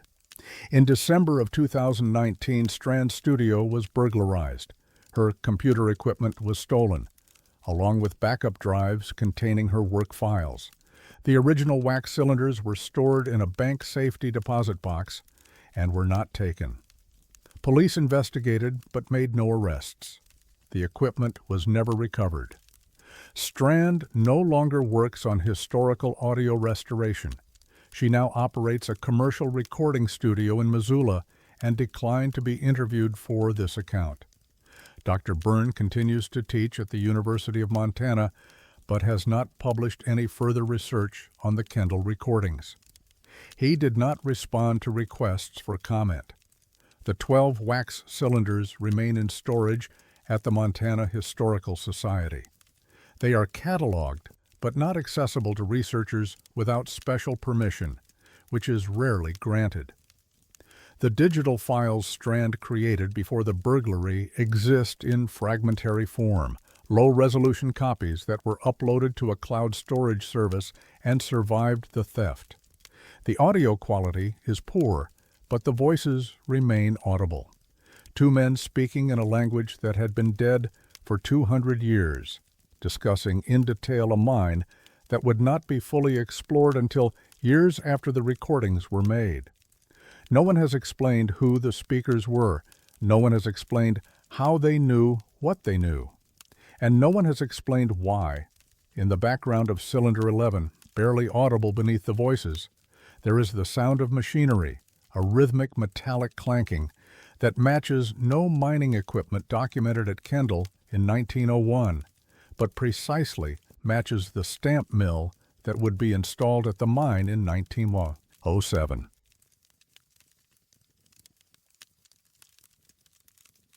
Some names exist only on paper, and even paper forgets them eventually. Coloma sits in a narrow gulch in the Tobacco Root Mountains of southwestern Montana, roughly 18 miles southeast of Twin Bridges, along what is now a barely passable Forest Service road. The settlement emerged in 1864 following placer gold discoveries along Mill Creek. By 1870, hard rock mining had begun in earnest. The town grew modestly through the 1880s, supporting several hundred residents, a post office and 2 general stores, a school, and the usual assortment of saloons and boarding houses common to Montana mining camps. The terrain is steep and heavily forested, primarily lodgepole pine and Douglas fir, clinging to canyon walls that rise sharply on both sides of the creek. Winter arrives in October and persists into May. The elevation exceeds 6,500 feet. Access has never been easy. Even during Coloma's operational years, the road was treacherous and frequently impassable. The town declined gradually after the turn of the century. The richest ore bodies were exhausted by 1910. The post office closed in 1917. By 1930, no permanent residents remained. Today, only scattered foundations and the ruins of a few log structures mark where the town once stood. It is a place that exists more completely in archives than in physical space. In June of 2007, a genealogist named Dr. Amelia Vickridge was conducting research for a client tracing family history in Montana Territory. Her work required examining census records from Madison County mining districts during the late 1800s. While reviewing the 1890 federal census for Coloma, preserved on microfilm at the Montana Historical Society in Helena, she noticed something unusual. The census listed 247 residents. The enumeration had been conducted in June of 1890 by a census taker named Jacob Stillwell, whose signature appeared at the bottom of each page. The entries were detailed and appeared complete. Names, ages, occupations, places of birth, marital status. Dr. Vickridge was attempting to verify information about a specific family, the Nordstroms, Swedish immigrants who had operated a boarding house in Coloma. She found the Nordstroms listed as expected, but as she cross-referenced the census with other historical documents, she encountered gaps. She compared the census to mine employment records from the Coloma Mining Company, held in the archives at Montana Tech. The mine employed 112 men in 1890, according to company payroll ledgers. She examined church records from the Union Church of Coloma, which had maintained a registry of members and attendees. The registry listed 138 individuals in 1890. She reviewed property tax records from Madison County for that year. 149 properties in Coloma were assessed for taxation. No single record matched the census count of 247. More troubling, as Dr. Vickridge compiled a master list of individuals who appeared in any historical document from Coloma in 1890, she could account for only 183 distinct people. 64 names from the census appeared nowhere else. Dr. Vickridge initially assumed clerical error. Perhaps census takers had inadvertently duplicated entries or recorded individuals who had already left town. But when she examined the 64 names more carefully, a pattern emerged. All 64 were listed as minors. All were male. Ages ranged from 19 to 47. Most were listed as born in England, Ireland, or Germany. Common origins for Montana minors. All were recorded as single or widowed. None owned property. None appeared in church records. None appeared in mine employment ledgers. And when Dr. Vickridge traced forward, searching for death certificates or records of relocation after Coloma's decline, she found nothing. The 64 individuals vanished after 1890 without leaving any trace of their departure or subsequent existence. She documented her findings and submitted them to the Montana Historical Society in August of 2007, suggesting a research project to investigate the census discrepancy. The Society assigned the inquiry to a staff historian named Gregory Marsh. Marsh spent 6 months conducting exhaustive research into Coloma's records. He confirmed Dr. Vickridge's findings. The 64 names existed only in the 1890 census. He expanded the search, examining records from neighboring towns and counties, hoping to find that these individuals had simply been misattributed to Coloma when they actually lived elsewhere. He found nothing. He contacted the National Archives to examine the original census manuscripts, not microfilm copies, but the actual handwritten pages submitted by Jacob Stillwell in 1890. The archives confirmed the manuscripts were authentic.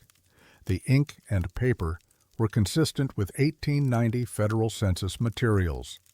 Stillwell's handwriting was consistent throughout. There were no signs of later additions or alterations.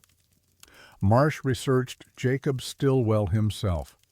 Stillwell had served as census enumerator for several Madison County districts in 1890. His other enumeration districts showed no similar anomalies. The populations he recorded elsewhere matched church records, tax records, and other documentation within expected margins of error. Only Coloma showed the discrepancy. Marsh interviewed descendants of Coloma residents, hoping family histories might shed light on the missing 64. He contacted 8 families whose ancestors had lived in Coloma in 1890. None had heard of the 64 names. Several mentioned that Coloma had always been smaller than official records suggested, a common observation in family oral histories, but usually attributed to exaggeration in promotional materials rather than census records. One descendant, a retired schoolteacher named Dorothy Hagland, whose grandfather had worked at the Coloma mine, shared a family story she had heard as a child. Her grandfather had told her that during the 1890s, miners at Coloma sometimes spoke of the shadow shift, men who worked the deepest tunnels and were never seen above ground during daylight. The story had been presented as a joke, an explanation for why some miners were so pale and why certain crews kept different schedules. Hagland said her grandfather had mentioned that the shadow shift disappeared when the deep workings were abandoned in 1897. She had always assumed it was a tall tale or a reference to night shift workers. Marsh found the comment interesting, but could not verify it through any written records.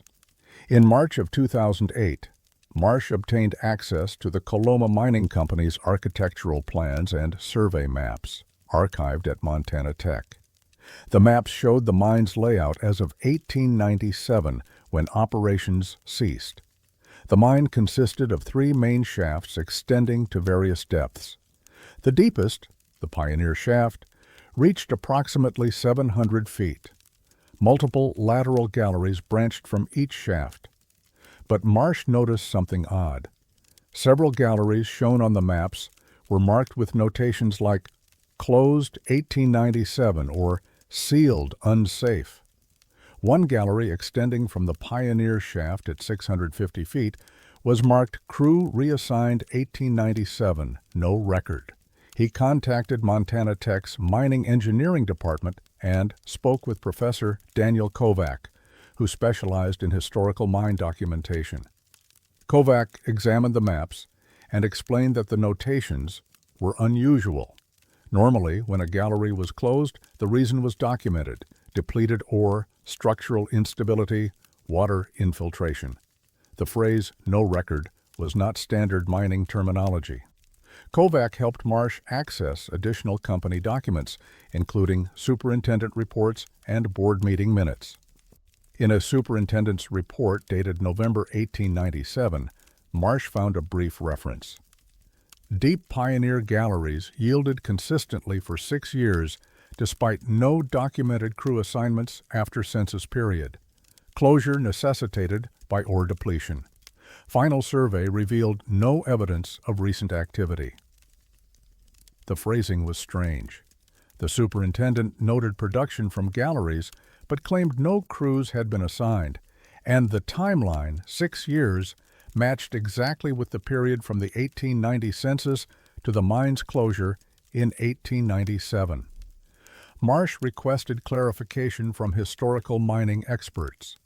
None could explain the report's contradictions. He returned to the census records and examined the occupations of the 64 phantom individuals. All were listed simply as miner, but in the column where census takers typically noted, additional details like hard rock or placer or specific skills, Stillwell had written the same phrase for all 64, deep works. Marsh searched for similar terminology in other census records from Montana mining districts. The phrase appeared nowhere else. He filed a comprehensive report with the Montana Historical Society in July of 2008, documenting the discrepancy and noting the suggestive but inconclusive evidence connecting the phantom census entries to the mine's deep galleries. He recommended further investigation if additional records could be located. No additional investigation occurred. Marsh was reassigned to other projects. He left the Historical Society in 2010 to take a position at a university in Oregon and declined to discuss the Coloma census in subsequent interviews. Dr. Vickridge published a brief article about the census discrepancy in a genealogical journal in 2009, focusing on the methodological challenges of working with incomplete historical records. She did not mention the mine or the deep works notation.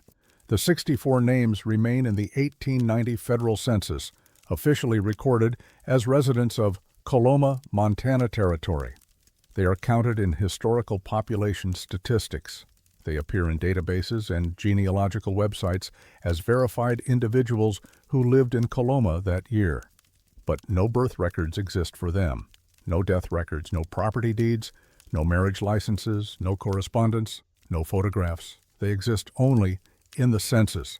Names, ages, occupations written in Jacob Stillwell's careful hand in June of 1890.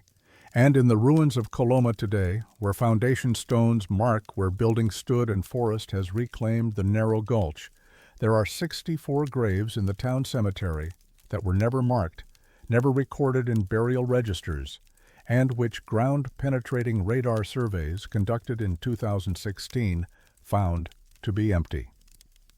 64 names recorded by a government enumerator who recorded all other names accurately. 64 miners who worked deep galleries that produced ore despite having no assigned crews.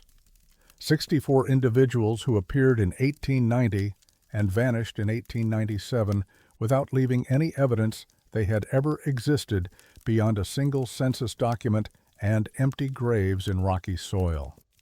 No one has explained where they came from. No one has explained where they went, and the archives remain silent.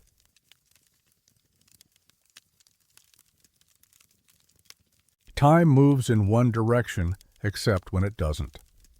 Garnet Ghost Town sits in the mountains east of Missoula, Montana, accessible via a steep gravel road that climbs through dense forest to an elevation of approximately 6,000 feet.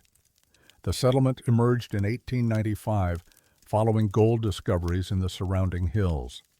By 1898, Garnet supported nearly 1,000 residents with a hotel, 13 saloons, 4 stores, a school, and a weekly newspaper called the Garnet Mining News. The boom was brief. The richest ore deposits were exhausted by 1905. The population declined steadily through the next decade. The school closed in 1911. Most buildings were abandoned by 1917. A brief revival occurred in the 1930s during the Depression when unemployed men attempted to rework the old claims, but by 1945, Garnet was completely deserted. The terrain is steep and heavily forested, primarily lodgepole pine and Douglas fir. Snow accumulations frequently exceed 6 feet during winter. The site is maintained today by the Bureau of Land Management as a preserved ghost town, with several structures stabilized to prevent further collapse. It is a place where objects remain undisturbed for decades, held in suspension by altitude and isolation. In July of 2008, a BLM preservation crew was conducting structural repairs on Garnet's one-room schoolhouse when they discovered something unusual. The building's roof had partially collapsed, likely during heavy snowfall in the winter of 1911 or 1912, based on newspaper accounts from that period. The interior had been exposed to the elements for nearly a century. Crew supervisor Daniel Hutchins was clearing debris from the collapsed section, rotted timber, shingles, and accumulated dirt, when he found a pocket watch wedged beneath a fallen beam near what had been the teacher's desk. The watch was tarnished and dirt-encrusted, but appeared structurally intact. Hutchins cleaned it carefully and noticed something remarkable. The second hand was moving. The watch was running. Hutchins assumed it was a modern watch that had been dropped by a previous visitor, despite the building being closed to public access for several years. But when he examined it more closely, the design was clearly antique, a silver-cased mechanical pocket watch with Roman numerals and ornate engraving on the caseback. He brought the watch to the BLM field office in Missoula and turned it over to Cultural Resources Specialist Margaret Whitfield. Whitfield documented the find and attempted to determine its origin and age. The watch case bore a hallmark indicating silver content and a manufacturer's mark she didn't recognize. The dial showed the time as 2:17, afternoon or morning, unclear. The second hand swept smoothly counterclockwise around the face. Whitfield watched for several minutes before she realized what she was seeing. The watch was running backwards, not malfunctioning, not skipping or jerking erratically, running backwards with perfect mechanical precision. The second hand completing one full reverse rotation every 60 seconds. The minute hand moving counterclockwise at the correct corresponding rate. Whitfield contacted a horologist in Missoula named Thomas Burrell, who specialized in antique timepiece restoration. Burrell examined the watch on July 23, 2008. His initial assessment confirmed it was a mechanical pocket watch, likely manufactured in the early 1900s based on the case style and movement design. The movement, the internal mechanism, appeared to be a standard lever escapement design common to American pocket watches from that era. But the watch was indeed running in reverse. Burrell opened the case to examine the mechanism. The gears were moving. The mainspring, the coiled spring that powers mechanical watches, showed tension, indicating stored energy, but watches require regular winding to maintain that tension. A typical pocket watch runs for approximately 30 to 40 hours after a full winding before stopping. This watch had been buried under debris for nearly a century. It should not have been running at all. Burrell tested the winding crown, the knob used to wind the mainspring. It turned normally in both directions, but produced no noticeable change in the watch's operation. The mainspring tension remained constant regardless of whether he attempted to wind or unwind it. He documented the watch's operation over 72 hours. The watch maintained perfect reverse timekeeping throughout. It did not slow, stop, or gain accuracy errors. The second hand completed exactly 60 reverse rotations per hour. The minute hand moved in precise correlation. Burrell photographed the movement and sent images to colleagues in the National Association of Watch and Clock Collectors, requesting identification of the manufacturer. The response came from a horological historian named Dr. Patricia Ellsworth in Philadelphia. She identified the movement design as consistent with watches produced by the Keystone Watch Company, but noted something troubling. The serial number engraved on the movement, K4073829, fell within a production range that Keystone had manufactured beginning in 1923. The Keystone Watch Company had been founded in Philadelphia in 1915 but didn't begin producing movements with that particular serial number range until 1923, according to company production records maintained by the NAWCC. The schoolhouse in Garnet had collapsed in approximately 1912, 11 years before the watch was supposedly manufactured. Burrell contacted Dr. Ellsworth and asked her to verify the serial number dating.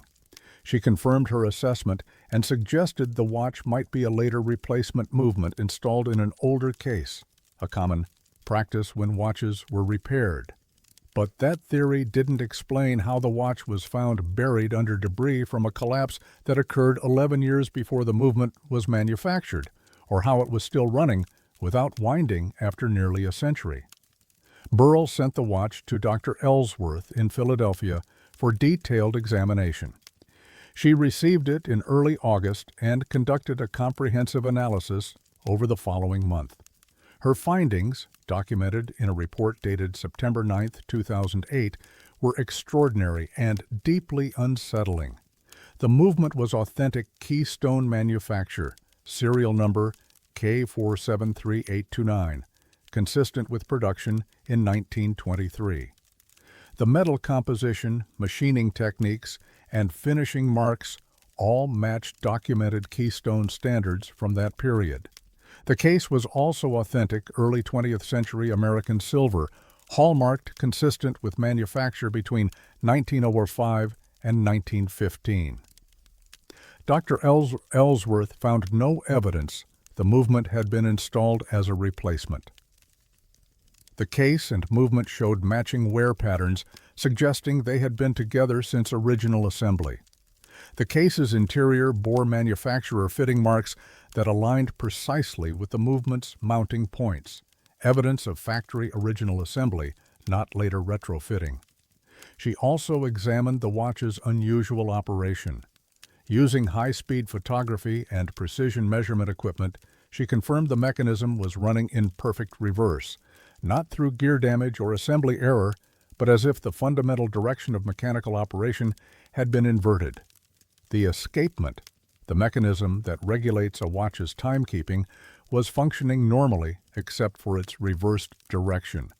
The balance wheel oscillated at the correct frequency. The gear train transmitted power properly. Everything operated with normal mechanical precision, just backwards. Dr. Ellsworth noted that creating such an effect deliberately would require either completely redesigning the escapement mechanism, which showed no evidence of modification, or somehow reversing the fundamental properties of the mainspring's energy release, which was physically nonsensical. She could offer no explanation. She recommended the watch be examined by physicists specializing in mechanical systems and timekeeping. Burrell contacted the National Institute of Standards and Technology, which maintains the United States official time standards. NIST declined to examine the watch, stating it was outside their research mandate. Burrell contacted physics departments at the University of Montana and Montana State University. Neither expressed interest in studying the watch. In November of 2008, Burrell returned the watch to the BLM office in Missoula. Margaret Whitfield placed it in secure storage with other artifacts from Garnet. The watch continued running in reverse. In March of 2009, Whitfield checked on the watch. It was still running, still moving backwards, still maintaining perfect timekeeping. The hands showed a time that, calculated backwards from when it was found, corresponded to approximately 3:47 on the afternoon of October 19, 1911. Whitfield researched newspaper archives from that period. The Garnet Mining News had published its final issue in September of 1911. No later newspapers from Garnet existed. She found one reference in the Missoula Missoulian, dated October 21, 1911. A brief notice that the Garnet schoolhouse had been damaged in a windstorm and would be closed pending repairs. The repairs apparently never occurred if the watch had been keeping time backwards continuously. Since 1911, the time displayed in 2009 would correspond to when the building was damaged, but the watch hadn't been manufactured until 1923. In 2010, the BLM quietly transferred the watch to the Montana Historical Society in Helena, where it was cataloged and placed in climate-controlled storage. The documentation noted it as pocket watch, circa 1920s, origin uncertain, unusual mechanical properties. The watch continued running in the storage vault. Staff members checked it periodically. It never stopped. It never required winding. In 2015, a museum conservator named Linda Vasquez examined the watch as part of a routine condition assessment. She documented that it was still running backwards, still maintaining accurate reverse timekeeping. She also noted something no one had mentioned before. The watch's crystal, the glass covering the dial, showed no condensation, no internal moisture, despite having been buried under exposed roof beams for decades. And the watch's interior, when she briefly opened the case for inspection, smelled faintly of wood smoke and chalk dust. The Montana Historical Society maintains the watch in storage. It is not on public display. Researchers can request access with sufficient justification, though few do. The watch continues to run. The gears continue turning backwards with mechanical precision that should not be possible. The mainspring maintains tension that should have dissipated a century ago. And the time displayed, calculated continuously backwards from October 19, 1911, moves slowly toward some point in the past that no one can identify, counting down the hours and minutes and seconds to a moment that has already occurred or perhaps has yet to happen. Depending on which direction, time actually flows in a one-room schoolhouse in the mountains above Garnet, Montana. No one has explained how the watch was manufactured 11 years after it was buried. No one has explained how it runs without winding. And no one has explained why it insists, with perfect mechanical certainty, that time in Garnet moves backwards.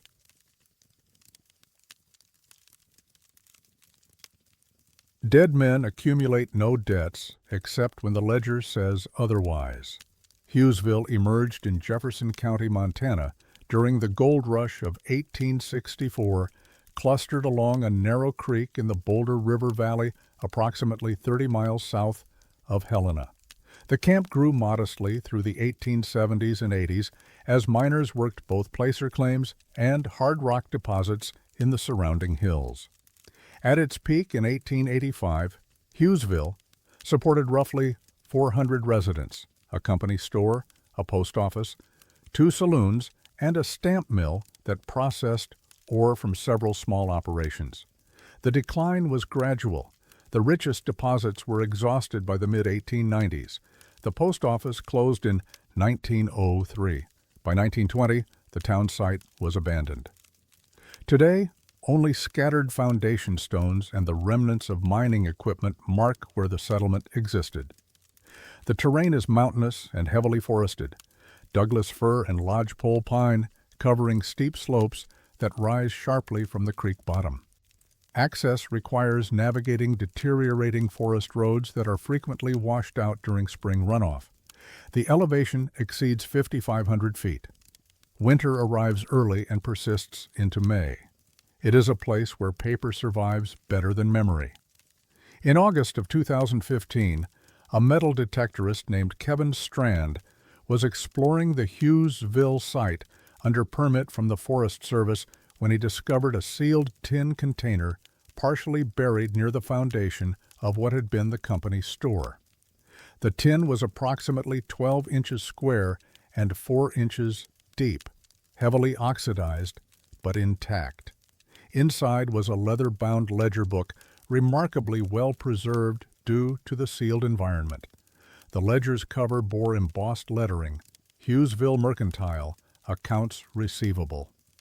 Strand recognized the historical value and transported the ledger to the Montana Historical Society in Helena, where it was examined by archival specialist Dr. Nathan Brooke in September of 2015.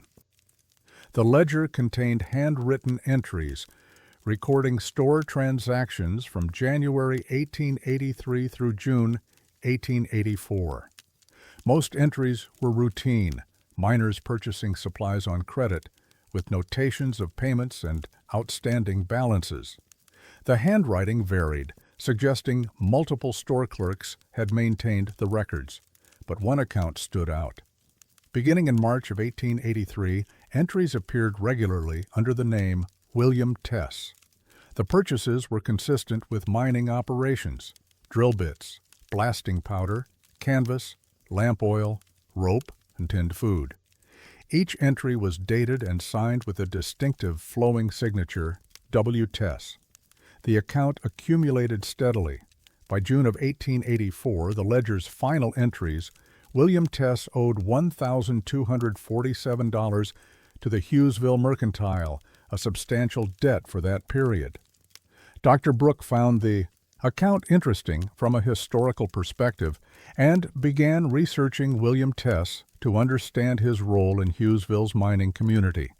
He found a death certificate. William Harrison Tess, born 1841 in Cornwall, England, had died on September 14, 1879, in a mining accident near Deadwood, Dakota Territory. The death was documented in multiple sources: a death certificate filed with territorial authorities, an obituary in the Black Hills Daily Times, and a burial record at Mount Moriah Cemetery in Deadwood. Tess had died 4 years before the first entry in the Hughesville ledger. Dr. Brooke initially assumed it was a different William Tess. The name was not uncommon among Cornish miners working in the American West. But further research complicated that explanation. He found census records showing that William Harrison Tess had worked briefly in Jefferson County, Montana in 1876, 3 years before his death in Dakota Territory. Tess had been documented in the 1880 federal census, taken months before his death, as a miner residing in the Deadwood area. No other William Tess appeared in Montana Territory records during the 1880s. Dr. Brooke contacted a forensic document examiner named Dr. Susan Caldwell to analyze the signatures in the ledger. Dr. Caldwell compared the W. Tess signatures with William Harrison Tess's signature from mining claim documents filed in Jefferson County in 1876, preserved in county records. Her analysis, completed in November of 2015, concluded that the signatures were consistent in multiple distinctive characteristics: letter formation, pen pressure, spacing, and individual quirks like the elongated cross stroke on the capital T. The probability that two different individuals would produce such similar signatures was extremely low. The signatures appeared to be genuine. Dr. Brooke expanded his investigation. He contacted the Montana Bureau of Mines and Geology and requested geological survey data for the Hughesville Mining District. He focused specifically on the items William Tess had purchased, according to the ledger. In April of 1884, Tess had bought 3 specific sizes of drill bits, designated in the ledger by measurements: 7/8 inch, 1 inch, and 1 1/8 inch diameters. Dr. Brooke consulted with mining engineer Professor Harold Kimball at Montana Tech. Kimball explained that drill bit sizes were selected based on the hardness and composition of rock being penetrated. Different ore bodies required different approaches.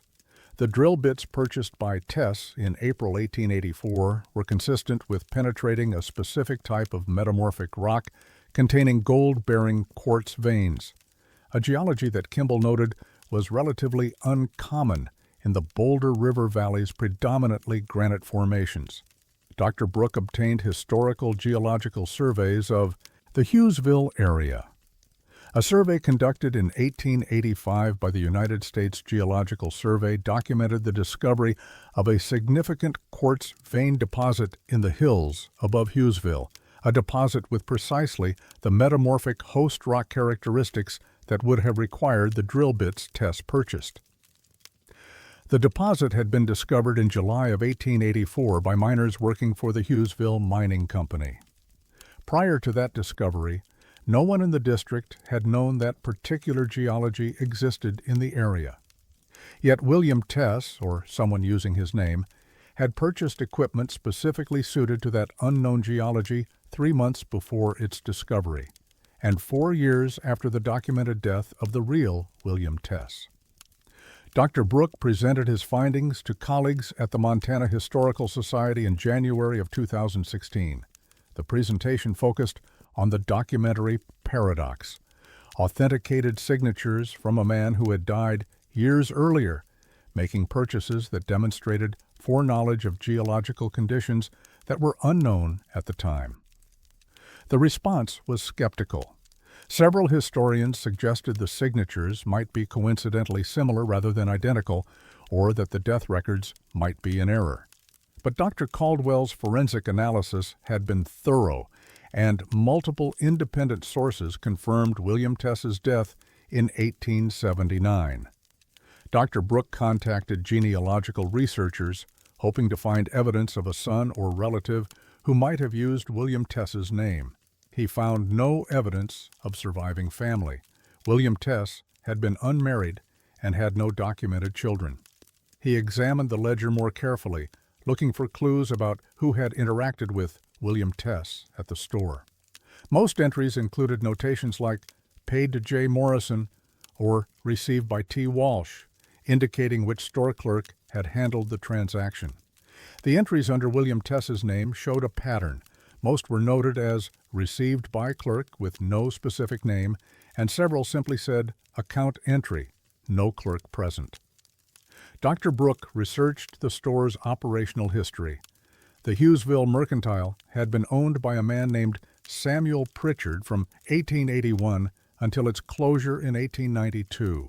Pritchard's business correspondence, archived at the Montana Historical Society, made no mention of unusual accounts or customers using names of deceased miners. In March of 2016, Brooke traveled to Hughesville to examine the site where the ledger had been found. The company store's foundation was still visible, a rectangular stone outline marking where the building had stood. He noted that the tin containing the ledger had been found buried approximately 2 feet beneath what would have been the store's floor level, in soil that showed no signs of recent disturbance prior to Strand's discovery. The burial appeared deliberate. Someone had placed the ledger in a sealed container and buried it beneath the store, likely during the building's operational years. Dr. Brooke requested access to mining claim records from Jefferson County for 1883 and 1884, searching for any claims filed under William Tess's name. He found one. A mining claim filed in May of 1884, 1 month after the drill bit purchases, under the name William H. Tess, for a property in the hills above Hughesville. The claim description matched the location where the quartz vein deposit would be discovered 2 months later. The claim had never been worked. It had lapsed in 1885 due to non-payment of required assessment fees, but the location had been precise. Dr. Brooke contacted the Forest Service and requested permission to conduct a ground survey of the claimed location. Permission was denied due to concerns about disturbing potential archaeological resources. He filed a comprehensive report with the Montana Historical Society in May of 2016, documenting the ledger's contents, the forensic analysis of the signatures, the geological correlations, and the mining claim record. The report concluded with a series of questions that had no answers. How did entries appear in a store ledger under the name and signature of a man who had died 4 years earlier? How did those entries demonstrate knowledge of geological conditions that would not be discovered for months? who buried the ledger beneath the store floor, and why. The Montana Historical Society archived the report but did not publicize the findings. The ledger was placed in climate-controlled storage with other artifacts from Jefferson County mining camps. Dr. Brooke left the Historical Society in 2017 to take a position at a university in Washington state. He declined requests to discuss the Hughesville ledger in subsequent years. The ledger remains in storage in Helena. Researchers can request access, though few do. The pages are fragile but legible, the ink still clear after more than 130 years. And on 18 consecutive pages, dated from March 1883 through June 1884, the name William Tess appears in careful handwriting, followed each time by that distinctive flowing signature, the signature of a man who had been buried in Deadwood 5 years before the first entry was made. $1,247 in debt, accumulated by purchases that would prove perfectly suited to ore deposits not yet discovered, signed with a pen held by hands that had been dead for years. The debt was never paid.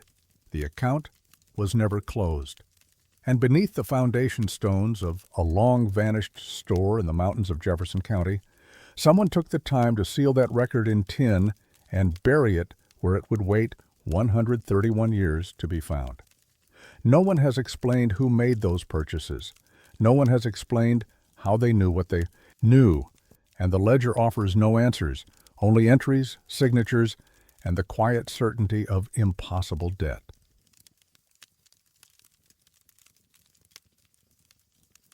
Some glass remembers a season that never leaves. Nevada City sits in the Ruby River Valley of southwestern Montana, approximately 1 mile west of Virginia City along a gravel road that follows the base of the Tobacco Root Mountains.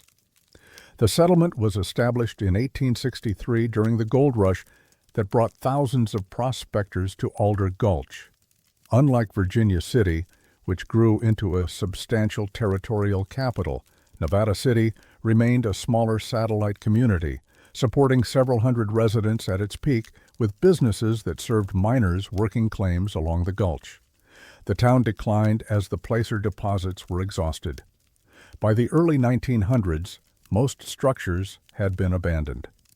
In 1945, Charles and Sue Bovey began purchasing and relocating historic buildings from abandoned mining camps throughout Montana to Nevada City, creating a preserved ghost town that eventually became a state heritage site managed in conjunction with Virginia City.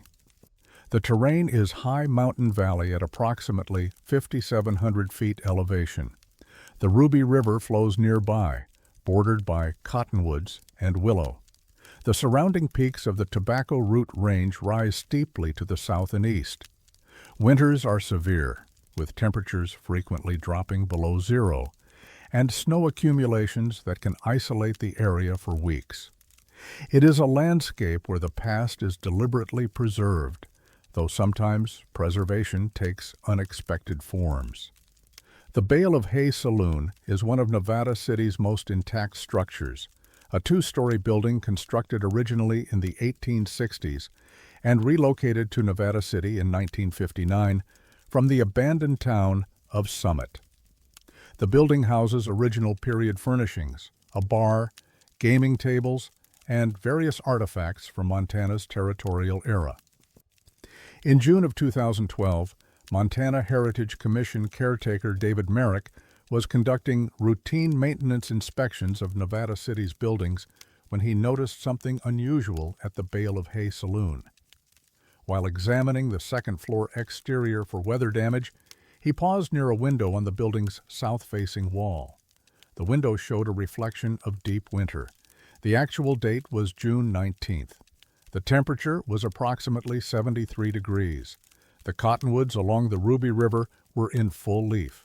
The surrounding mountains showed green slopes with only remnant snow patches at the highest elevations. But the window's reflection showed snow-covered peaks, bare trees, and what appeared to be ice on the street below. Merrick assumed it was an optical illusion, perhaps a distortion in the old glass creating a strange reflection of clouds or distant snow. He moved to a different angle and looked again. The winter scene remained unchanging regardless of his viewing position. He went inside the building and examined the window from the interior. The glass appeared normal, slightly wavy, consistent with 19th century manufacturing techniques, but unremarkable. Looking out through the window showed the expected June landscape, but looking at the window from outside continued to show winter. Merrick documented the observation in his daily log and mentioned it to his supervisor, Heritage Commission Director Ellen Carmichael, when she visited the site 2 days later.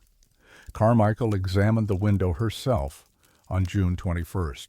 She confirmed Merrick's description. The reflection showed a winter landscape that did not match the actual midsummer conditions.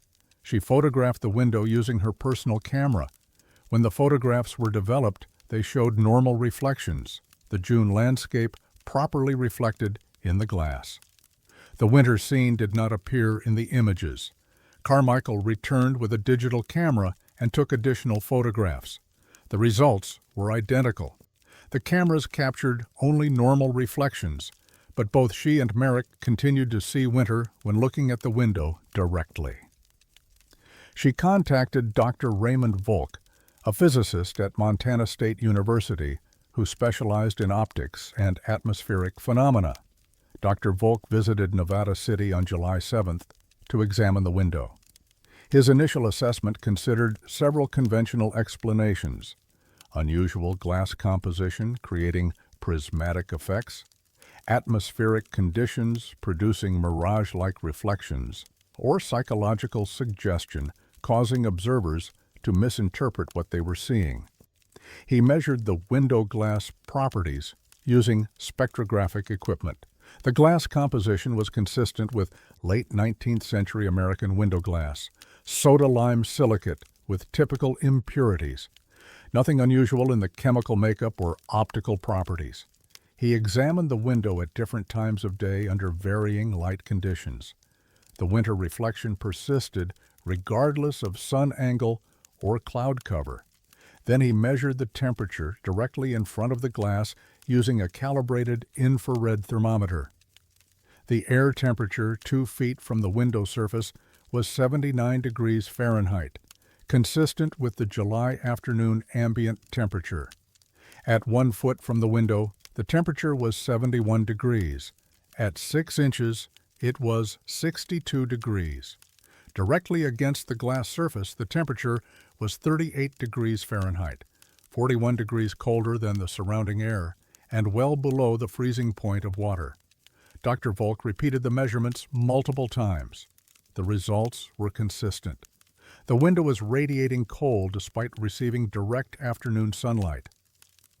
He examined the window from inside the building. The interior surface showed normal temperature, consistent with the heated interior space during his winter follow-up visit in December 2012. The temperature differential existed only on the exterior surface. Dr. Volk collected samples of the glass for laboratory analysis, carefully removing small fragments from the edge of the pane. He also documented the exact position and orientation of the window. Second floor south wall approximately 8 feet above ground level, facing toward the Ruby River and the mountains beyond. His laboratory analysis, completed in August 2012, found nothing anomalous in the glass composition or structure. The samples showed no unusual isotopic ratios, no embedded materials, no crystal formations that might explain the thermal properties. He submitted a preliminary report to the Montana Heritage Commission in September 2012, noting the observed phenomena but offering no explanation. The report recommended further investigation by specialists in thermodynamics and materials science. The Heritage Commission contacted Dr. Lillian Yates, a thermal engineer from Colorado State University, who visited Nevada City in October 2012. She conducted extensive thermal imaging of the building and the specific window. Her infrared camera revealed the temperature anomaly clearly, a cold spot centered on the window, radiating outward approximately 3 feet in all directions. The thermal signature showed the window as drastically colder than its surroundings, despite receiving the same solar exposure as adjacent windows that showed normal temperatures. Dr. Yates examined the building's structure for hidden cavities, air leaks, or other physical explanations for localized cooling. She found none. The wall construction was solid log, chinked with period-appropriate materials. No voids existed that might channel cold air from beneath the building or from interior spaces. She noted in her report that the thermal anomaly would require continuous energy input to maintain. That is, some process would need to be actively removing heat from the window at a rate that overcame solar heating and convective warming from the surrounding air. She calculated that maintaining the observed temperature differential would require approximately 200 watts of continuous cooling power. No mechanism for such cooling existed at the site. No refrigeration equipment. No unusual air currents. No geological features that might produce localized cold. Dr. Yates recommended the window be removed and examined in a laboratory setting. The Heritage Commission declined, citing the historical integrity of the building and concerns about damaging an irreplaceable artifact. Throughout 2013 and 2014, Heritage Commission staff continued documenting the window. The winter reflection persisted through all seasons. Staff members and visitors consistently reported seeing snow-covered landscape, bare trees, and frozen ground when looking at the window from outside, even during summer heat waves when actual temperatures exceeded 90 degrees. Multiple witnesses, tourists, staff members, maintenance workers, independently described the same winter scene. Several noted specific details: icicles on the eaves of buildings across the street, frost patterns on the boardwalk, snow accumulated against the base of the cottonwood trees. But photographs never captured the winter scene. Every camera, regardless of type, film, digital, video, recorded only normal reflections matching the actual seasonal conditions. In January 2015, a journalist from Bozeman named Patricia Holbrook visited Nevada City to document the phenomenon for a Montana Heritage magazine. She interviewed multiple witnesses and attempted her own photographs and video recordings. She described her experience in an article published in March 2015. She could see the winter reflection clearly with her naked eye, so vividly that she briefly questioned whether she was actually seeing reality and the surrounding summer landscape was the illusion. But every photograph she took showed only normal reflections. She also noted the cold. She held her hand near the glass and felt the temperature drop dramatically. She described it as like standing near an open freezer, except there's no source for the cold. The Heritage Commission restricted public access to the immediate vicinity of the window in June 2015, citing concerns about the temperature anomaly potentially causing injury if visitors touched the glass surface during warm weather. The extreme temperature differential could cause cold burns on exposed skin. Dr. Volk returned to Nevada City in August 2015 with additional equipment, including a high-speed camera capable of recording at 1,000 frames per second.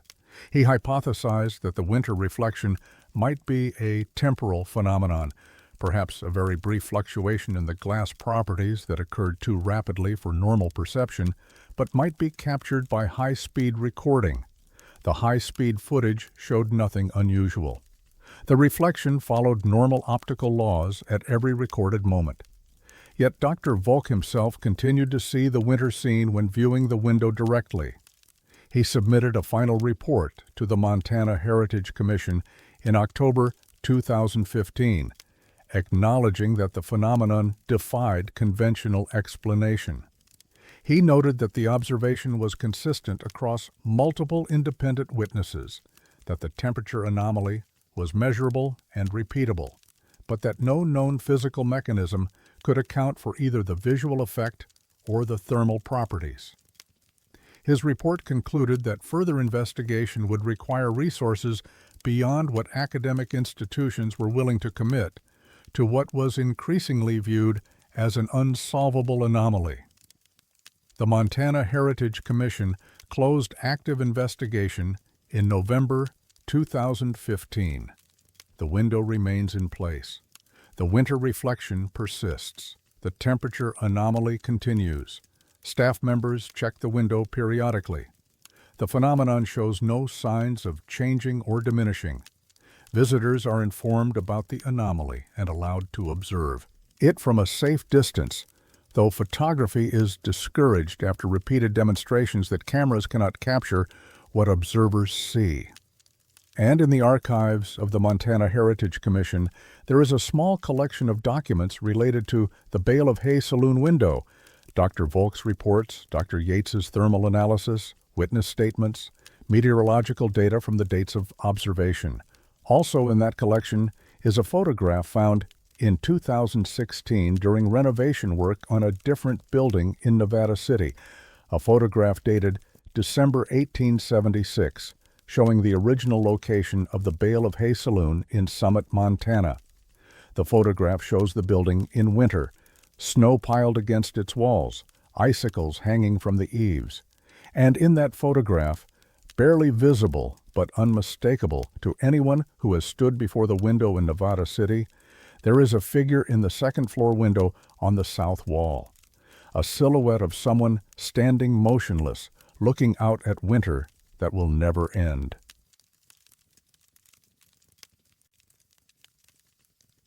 Some bells mark time that has already ended. Silver Star sits in the Highland Mountains of southwestern Montana, approximately 12 miles south of Whitehall, along what is now a minimally maintained gravel road that becomes impassable during winter. The mining camp emerged in 1866, following silver discoveries in the surrounding hills. By 1870, the town supported roughly 500 residents with multiple mines, a stamp mill, several saloons, a school, and the infrastructure typical of Montana Territory mining settlements. The camp's prosperity was brief. The richest deposits were exhausted by the mid-1880s. A catastrophic mine explosion on October 11, 1889, killed 29 men and effectively ended large-scale operations. The town declined rapidly afterward. The post office closed in 1897. By 1910, Silver Star was essentially abandoned, its buildings left to weather and collapse. The terrain is mountainous and heavily forested, predominantly lodgepole pine and Douglas fir, covering steep slopes that rise sharply from narrow creek valleys. The elevation exceeds 5,800 feet. Access has always been difficult. Even during operational years, the road from Whitehall was treacherous and frequently blocked by snow from October through May. Today, only scattered ruins remain. Foundation stones, collapsed timber structures, rusted mining equipment slowly disappearing beneath vegetation, and accumulated forest debris. It is a place where sound should not carry, and yet it did. On the morning of October 11, 2016, 3 residents of Whitehall, a small town of approximately 1,000 people situated in the Jefferson River Valley, independently contacted the Jefferson County Sheriff's Office to report hearing a loud bell ringing repeatedly at approximately 5:17 a.m. The first caller was Margaret Tolliver, a retired school teacher who lived on the eastern edge of town. She reported being awakened by what she described as a mine bell or church bell, a deep, resonant tolling that seemed to come from the direction of the mountains to the south. The second caller was James Kurkowski, a rancher whose property extended toward the foothills. He reported the same sound, noting that it was loud enough to disturb his cattle and that his dogs had been agitated during and after the ringing. The third caller was a long-haul truck driver named Raymond Vasquez, who had pulled off Highway 41 near Whitehall to rest. He reported hearing the bell while sitting in his truck cab and had assumed it was coming from the town, though he found it strange that a bell would ring so early in the morning. Sheriff's Deputy Michael Strand took the calls and noted them in the daily log, but took no immediate action, assuming the sound had come from a mechanical alarm or industrial equipment in the area. The bell rang again the following morning, October 12th, at exactly 5:17 a.m. This time, 6 people called to report it. All described the same deep, resonant tolling. All indicated the sound seemed to originate from the mountains south of town. Deputy Strand drove south on the Silver Star Road at approximately 6 a.m. on October 12th, hoping to identify the source. He found no active operations, no equipment, nothing that might produce such a sound. The road deteriorated badly after the first 5 miles, and he turned back before reaching Silver Star itself. The bell rang every morning for the next 2 weeks, always at 5:17 a.m., always the same deep tone, always from the direction of the abandoned mining camp. By October 15th, Deputy Strand had received over 30 reports from Whitehall residents. Several described the sound as impossible to ignore, loud enough to rattle windows, to wake them from deep sleep, to disturb livestock across multiple properties. On October 17th, Strand contacted the Montana Bureau of Mines and asked whether any mining operations or exploration work was occurring near Silver Star. The Bureau confirmed that no active permits existed for that area and no operations had been reported. Strand organized a site visit for October 18th, bringing a portable audio recorder and accompanied by Whitehall Volunteer Fire Chief Thomas Garrity. They drove as far as possible on the Silver Star Road, then hiked the remaining mile to the town site. Silver Star was more deteriorated than Strand had expected. Most structures had collapsed entirely. The mine entrances were sealed or blocked by cave-ins. Vegetation had reclaimed much of the site. They located the remains of what had been the shift bell tower, a tall wooden structure that would have held the bell used to signal shift changes at the mine. The tower had collapsed, likely decades earlier. The support timbers were rotted and scattered. The bell itself was missing. Only the iron mounting bracket remained, heavily rusted and still attached to one fallen beam. Strand and Garrity searched the immediate area for the bell. They found fragments of cast iron, pieces that might have been part of a broken bell, scattered in the underbrush, but no intact bell or mechanism that could produce sound. They returned to Whitehall and reviewed Strand's audio recording from the early morning visit. The recording captured ambient forest sounds, wind, birds, the creek, but no bell. Yet on the morning of October 19th, at 5:17 a.m., the bell rang again. Strand was awake and listening.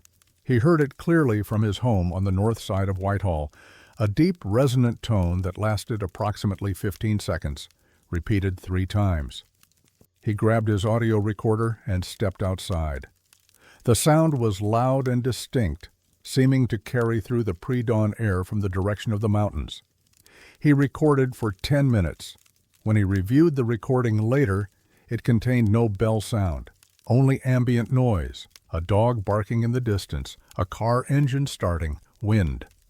Strand contacted Dr. Ellen Vasquez, a physicist at Montana Tech who specialized in acoustics and sound propagation. He described the phenomenon and shared his recordings and witness statements. Dr. Vasquez visited Whitehall on October 21st and set up monitoring equipment at multiple locations around town. She used calibrated microphones and recording systems designed to capture sounds across a broad frequency range. The bell rang on schedule at 5:17 a.m. on October 22nd. Dr. Vasquez was positioned at the southern edge of town with her equipment active. She heard the bell clearly, loud, persistent, unmistakable. She watched her recording equipment throughout. The audio monitors showed ambient noise levels with no significant acoustic events. The recordings captured no bell. Dr. Vasquez described the experience in her preliminary report as profoundly disturbing. She wrote, "The sound was objectively present in my auditory perception, loud enough to make conversation difficult while it occurred, yet completely absent from multiple independent recording systems. This suggests either a phenomenon that affects human auditory processing directly without producing measurable atmospheric pressure variations or a shared perceptual event with no physical component.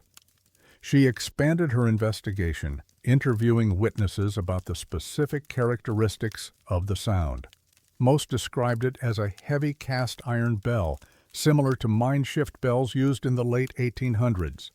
Several mentioned that the sound seemed to come from a great distance, yet was paradoxically loud and clear. One witness, a retired miner named Harold Kimball, who had worked in various Montana mines during the 1950s and 60s, told Dr. Vasquez that the bell sounded exactly like the old shift bells he remembered from his working years.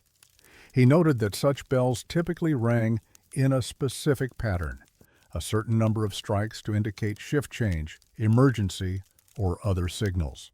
Dr. Vasquez asked whether he had counted the strikes. Kimball said he had. 17 strikes each morning. Dr. Vasquez obtained historical mining records for Silver Star from the Montana Historical Society. She focused on the October 11, 1889 explosion, the disaster that had killed 29 miners and essentially ended the town. Contemporary newspaper accounts from the Butte Miner and the Madisonian described the explosion as occurring at 5:17 a.m. on October 11, 1889. The shift bell had been ringing to signal the start of the morning shift when the explosion occurred in one of the mine's lower galleries. 29 men died immediately. 17 were killed by the blast itself. The remaining 12 died from afterdamp, carbon monoxide produced by the explosion, before rescue efforts could reach them. But Dr. Vasquez found something else in the records. One miner, a man named Edward Nolan, survived the explosion despite being underground when it occurred. He had been working in a distant gallery that was sealed off from the main blast area. He was rescued after 16 hours trapped underground. Edward Nolan lived for 17 years after the disaster. He moved to Butte and worked as a surface laborer, never returning to underground mining. He died in 1906, 17 years after surviving the Silver Star explosion. October 11, 2016, was the 127th anniversary of the explosion. The bell began ringing that day and continued for 17 consecutive mornings, one for each year of Edward Nolan's life after the disaster. Dr. Vasquez documented this correlation in her report, but offered no explanation for the mechanism. She noted that the phenomenon appeared to be memorial or commemorative in nature, linked to a specific historical event and following a pattern connected to a human lifespan. The Montana Bureau of Mines reviewed Dr. Vasquez's findings and declined to investigate further, stating that the phenomenon fell outside their operational mandate.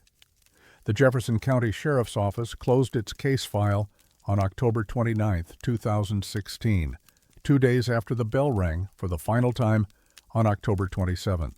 Deputy Strand's final report noted the witness statements, the audio monitoring attempts, and Dr. Vasquez's analysis. He concluded that the event remained unexplained, but appeared to have ended. The bell has not rung since October 27, 2016. Dr. Vasquez submitted a paper on the Silver Star Bell to the Journal of the Acoustical Society of America in early 2017.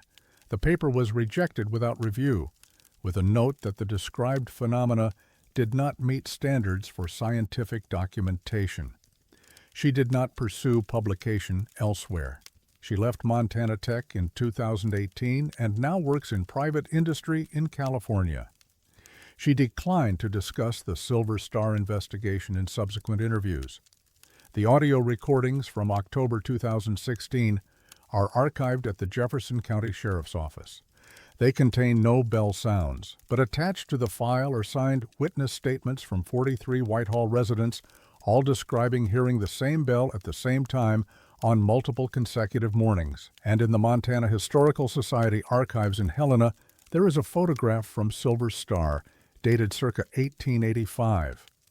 The photograph shows the mine shift bell tower, tall and sturdy, with the bell clearly visible, a large cast-iron bell mounted in an open framework. Standing beneath the tower, looking up at the bell, is a young man in miner's clothing. The photograph is annotated on the reverse in faded ink. Edward Nolan, Silver Star Mine, 1885. 4 years before the explosion that would kill 29 men at 5 Bool, 17 a.m. on an October morning. 4 years before Nolan would survive and live another 17 years, carrying the memory of that bell, that time, that moment when everything ended. And 127 years later, for 17 consecutive mornings, that bell rang again for empty tunnels and abandoned mines, marking time that had already passed, counting down the years of a life that ended a century ago, heard by dozens but captured by none, a sound that existed only in the space between memory and mourning.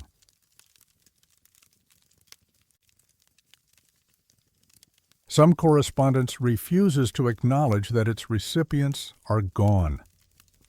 Granite Ghost Town sits at approximately 7,600 feet elevation in the Flint Creek Range of southwestern Montana, roughly 12 miles southeast of Phillipsburg. The town emerged during the silver boom of 1888 and grew rapidly to support nearly 3,000 residents by 1891. The Granite Mountain Mine was among Montana's richest silver operations, and the town built to serve it included a hospital, school, union hall, hotels, and all the infrastructure of a permanent community. The collapse came in 1893 when the Sherman Silver Purchase Act was repealed and silver prices plummeted. Within 18 months, Granite was effectively abandoned. The last permanent resident left in the 1950s. Today, the site is maintained by the Montana Bureau of Land Management as a preserved ghost town, accessible only by a deteriorating road that becomes impassable during the 6-month winter season. Phillipsburg, 12 miles to the northwest, survived the silver crash and remains an active community of approximately 800 residents. The town's post office has operated continuously since 1867, serving the surrounding area, including what was once Granite. It is a working post office in a living town, which made what began arriving in 2008 all the more inexplicable. On March 7, 2008, Phillipsburg Postmaster Claire Hendricks received a letter in the morning delivery that immediately struck her as unusual. The envelope was yellowed and fragile, the paper quality consistent with late 19th century manufacture. The address was written in careful copperplate script, Mr. Samuel Devereaux, Granite, Montana Territory. The postmark was smudged but readable. Helena, Montaut-Terroir, May 14, 1892. The stamp was a 3-cent Washington issue, consistent with postal rates from that period. Hendricks assumed the letter was a historical artifact that had been misdirected through modern postal sorting equipment, perhaps discovered in an old building and carelessly deposited in a mailbox. But the envelope showed no signs of extreme age beyond the yellowing paper. It was not brittle or damaged, and it had been processed through standard postal sorting machinery, bearing modern routing barcodes printed in orange ink along the bottom edge. Hendricks set the letter aside and contacted the Regional Postal Inspector's office in Missoula to report the unusual delivery. 3 weeks later, another letter arrived, this one addressed to Mrs. Edith Moreland, Granite, Montana Territory. Same yellowed paper, same copperplate script, postmarked Butte, MT, June 3, 1892. Over the following 5 years, 44 more letters arrived. They came irregularly, sometimes 3 in a month, sometimes none for 6 months. All were addressed to residents of Granite. All bore 1892. Postmarks from various Montana cities: Helena, Butte, Anaconda, Missoula, Great Falls. All used 3-cent stamps from that period, and all arrived via modern postal routes, processed through contemporary sorting facilities, bearing current routing codes. Postal Inspector Martin Kowalski from the Missoula office visited Phillipsburg in October 2008 to examine the letters. He opened several with Hendrix's permission. The contents were mundane. A letter from a sister in Helena updating her brother about family matters and asking about mining conditions in Granite. A business letter from a Butte attorney regarding property arrangements. A romantic letter from someone signing himself your devoted JM to a woman in Granite, discussing plans to visit in the fall. The letters were written on period-appropriate paper with iron gall ink common to the 1890s. The handwriting showed characteristics consistent with 19th century penmanship education. The language and phrasing matched the formal correspondence style of that era. Kowalski contacted the Postal Inspection Service's Forensic Document Laboratory in Memphis, Tennessee, and sent 5 letters for analysis. The laboratory's report, completed in January 2009, confirmed what Kowalski had suspected. The paper was genuine late 19th century stock, manufactured between 1880 and 1895, based on fiber composition and watermark analysis.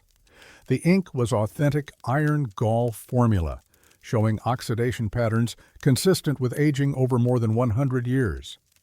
The stamps were genuine 1892 issues, properly canceled with period postmarks. But the envelopes also bore 21st century postal routing barcodes, printed with modern spray inkjet technology. The letters were authentic artifacts from 1892 that had somehow been processed through the United States Postal Service's automated sorting system in the 2000s. Kowalski expanded his investigation. He researched the names on the envelopes, cross-referencing them with historical records from Granite. Samuel Devereaux had been a mine foreman at the Granite Mountain Mine. He appeared in the 1890 census and in mining company employment records. He left Granite in 1893 when the mine closed and moved to Spokane, Washington, where he died in 1914. Edith Moreland had operated a boarding house in Granite. Census records and business directories confirmed her presence there from 1889 through 1893. She relocated to Deer Lodge after Granite's collapse and died in 1928. All the recipients were real people who had lived in Granite during 1892, but Kowalski could find no historical records for any of the senders. The sister who wrote to Samuel Devereaux, who signed herself your loving sister, Margaret, did not appear in any genealogical records associated with the Devereaux family. The Butte attorney who wrote regarding property matters had a name, Harrison Talbot, Esquire, that appeared in no Montana Bar Association records or business directories from that period. J.M. left no surname, making identification impossible. The senders existed only in the letters themselves. In March 2010, Kowalski received permission to have the envelope seals tested for biological material. 19th century letter writers typically moistened envelope flaps with saliva to activate the adhesive. DNA analysis of that saliva might provide information about the senders. The laboratory extracted sufficient DNA from 3 envelopes for analysis. The results came back in June 2010. 2 samples yielded partial genetic profiles. Both were female. The DNA was degraded as expected for material more than 100 years old, but the available markers were sufficient for comparison purposes. Kowalski contacted a genetic genealogy specialist named Dr. Rebecca Strand to determine whether the DNA profiles could be connected to any living descendants. Dr. Strand uploaded the profiles to genealogical databases and searched for matches. In August 2010, she found one. The DNA from the envelope addressed to Samuel Devereaux matched, within the margins of error for degraded samples, a woman living in Billings, Montana, named Jennifer Carlisle. The match indicated a close familial relationship, aunt and niece, or possibly grandmother and granddaughter. Dr. Strand contacted Carlisle and explained the situation. Carlisle provided her own genealogical information. Her family line traced back to Montana settlers in the late 1800s. But she had no known ancestors named Margaret Devereaux or Margaret anything who would have been writing letters in 1892. Dr. Strand expanded the analysis, examining Carlisle's extended family tree. She found a curious gap. Carlisle's great-great-grandmother had been a woman named Catherine Peterson, who appeared in census records from 1900 onward but had no documented presence before that year. Family records indicated Catherine had come from back east, but provided no specifics about her origins or family. Dr. Strand theorized that Catherine Peterson might have used a different name before 1900, possibly Margaret, and might have had connections to the Devereaux family that were not documented. But that theory didn't explain how a letter written in 1892, sealed with saliva containing DNA that matched Jennifer Carlisle's family line, had been delivered through the modern postal system in 2008. Kowalski submitted a detailed report to the Postal Inspection Service in November 2010, documenting the deliveries, the forensic analysis, and the DNA findings. He requested authorization for a comprehensive investigation into how the letters were entering the postal system. The request was denied. The Postal Inspection Service informed him that the matter was classified as unexplained irregularity and did not warrant further resource allocation. He was instructed to store the letters in the Missoula office's evidence facility and close the case. Kowalski filed the letters as directed, but continued monitoring deliveries to the Phillipsburg post office. Letters continued arriving sporadically through 2013. The last one was delivered on August 19, 2013, addressed to Mr. Thomas Callahan, Granite, Montana Territory, postmarked Helena, MT, September 7, 1892. After August 2013, no more arrived. In total, 46 letters were delivered between 2008 and 2013. All 46 are stored in the Postal Inspection Service Evidence Facility in Missoula. Kowalski retired in 2015 and declined to discuss the case in subsequent interviews. Claire Hendricks, the Phillipsburg postmaster, continues to work at the post office. She keeps a log of unusual deliveries, but nothing comparable to the Granite letters has occurred since 2013. The letters themselves remain sealed in evidence bags, archived and inaccessible to researchers. The Postal Inspection Service has not authorized any further testing or analysis. But Dr. Rebecca Strand maintained her research. In 2017, she published a paper in a genealogical journal documenting unusual genetic findings in Montana family lines. The paper included a case study, anonymized, describing DNA extracted from a historical letter that showed familial connections to living descendants, despite the letter writer appearing in no historical records. The paper received little attention. Strand retired from active research in 2019, and in Phillipsburg, in a small post office that has served the area for over 150 years, there is a filing cabinet in the back room where Claire Hendricks keeps local postal records. In that cabinet is a folder labeled Undeliverable Historical Correspondence. Inside are photocopies of the 46 letters, copies Hendricks made before turning over the originals to the postal inspector. She looks at them occasionally, she has said, though she doesn't know why. The handwriting is elegant. The messages are ordinary, family news, business matters, personal affections, all written in 1892 to people in a town that would be abandoned within a year, sent by people who left no trace of their existence, sealed with saliva containing DNA that connects to families living today, delivered through a modern postal system more than 100 years after they were written. 46 letters that arrived too late for their intended recipients, but somehow found their way through time to a post office in a town that survived when Granite did not.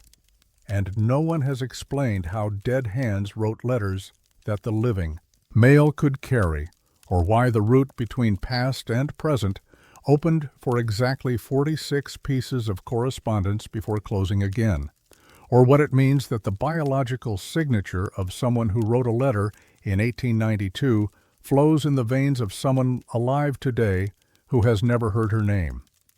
The letters wait in an evidence facility. The descendants live their lives unaware.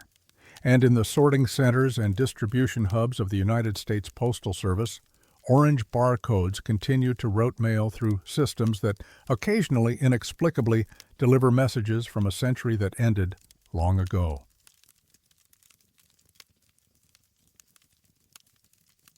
Distance is fixed until someone measures it twice and finds it has moved.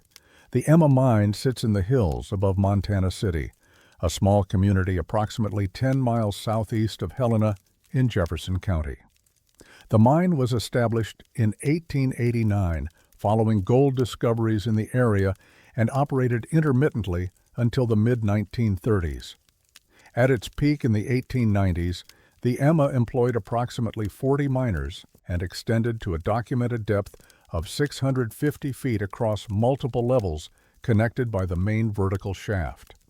The mine closed permanently in 1937 when ore grades declined below profitable extraction levels. The surface structures were dismantled for salvage. The shaft was capped with timber and earth, and the property was abandoned. In 1994, the Montana Bureau of Mines sealed the main shaft entrance with a steel plate and concrete as part of a statewide mine safety initiative. The terrain is mountainous and heavily forested, predominantly ponderosa pine and Douglas fir covering steep slopes. The elevation at the mine entrance exceeds 5,200 feet. Access requires navigating an unmaintained road that deteriorates significantly during spring runoff and becomes impassable during winter. It is remote enough that few visit, and those who do rarely look closely at what they find. In April of 2018, the Montana Department of Environmental Quality initiated a comprehensive survey of abandoned mine sites in Jefferson County as part of ongoing efforts to assess environmental hazards and structural risks. Mine safety engineer Patricia Delgado was assigned to document the Emma Mine. Delgado accessed the site on April 23rd with survey assistant Kevin Marsh. They found the shaft entrance sealed as expected with the steel plate intact. But the plate had corroded at the edges, creating gaps large enough to observe the shaft interior using flashlights and inspection cameras. The main shaft descended vertically. The walls were timber-lined with rough-cut lumber, typical of late 1800s construction. And painted on the timber at regular intervals were depth markers, white painted numbers indicating distance from the surface. Delgado photographed the visible markers.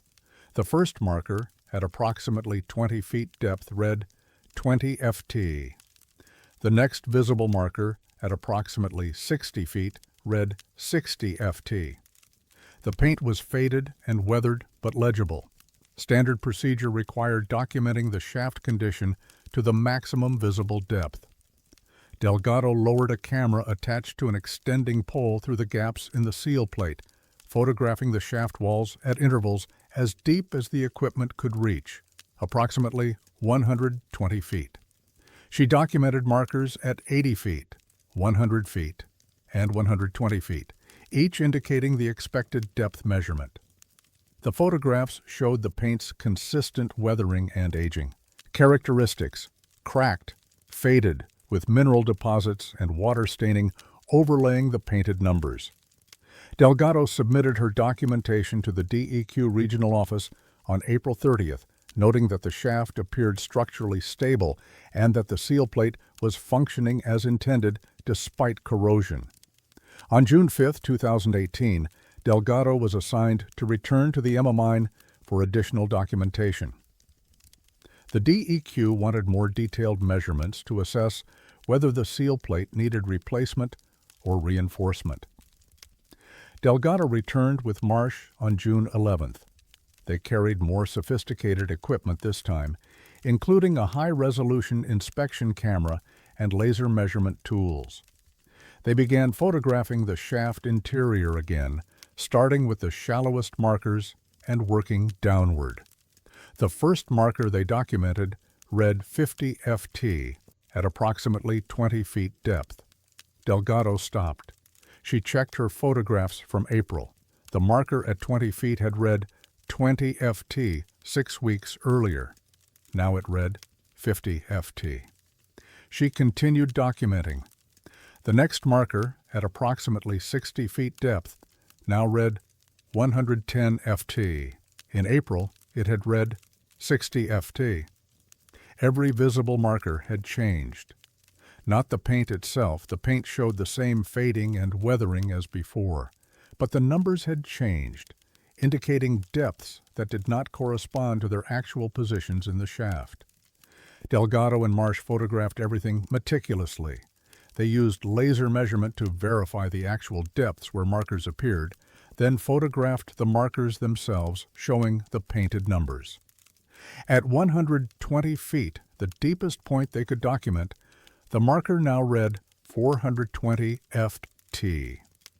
Delgado immediately contacted her supervisor, DEQ Regional Director Thomas Vasquez.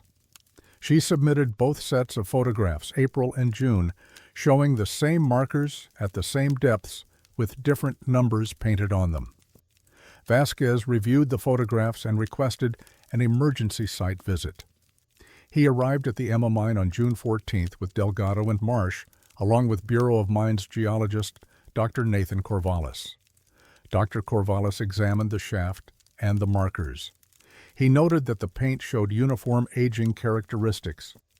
There were no signs of recent repainting, no fresh paint over old, no differences in weathering or mineral deposition between the numbers that had changed and the timber surrounding them.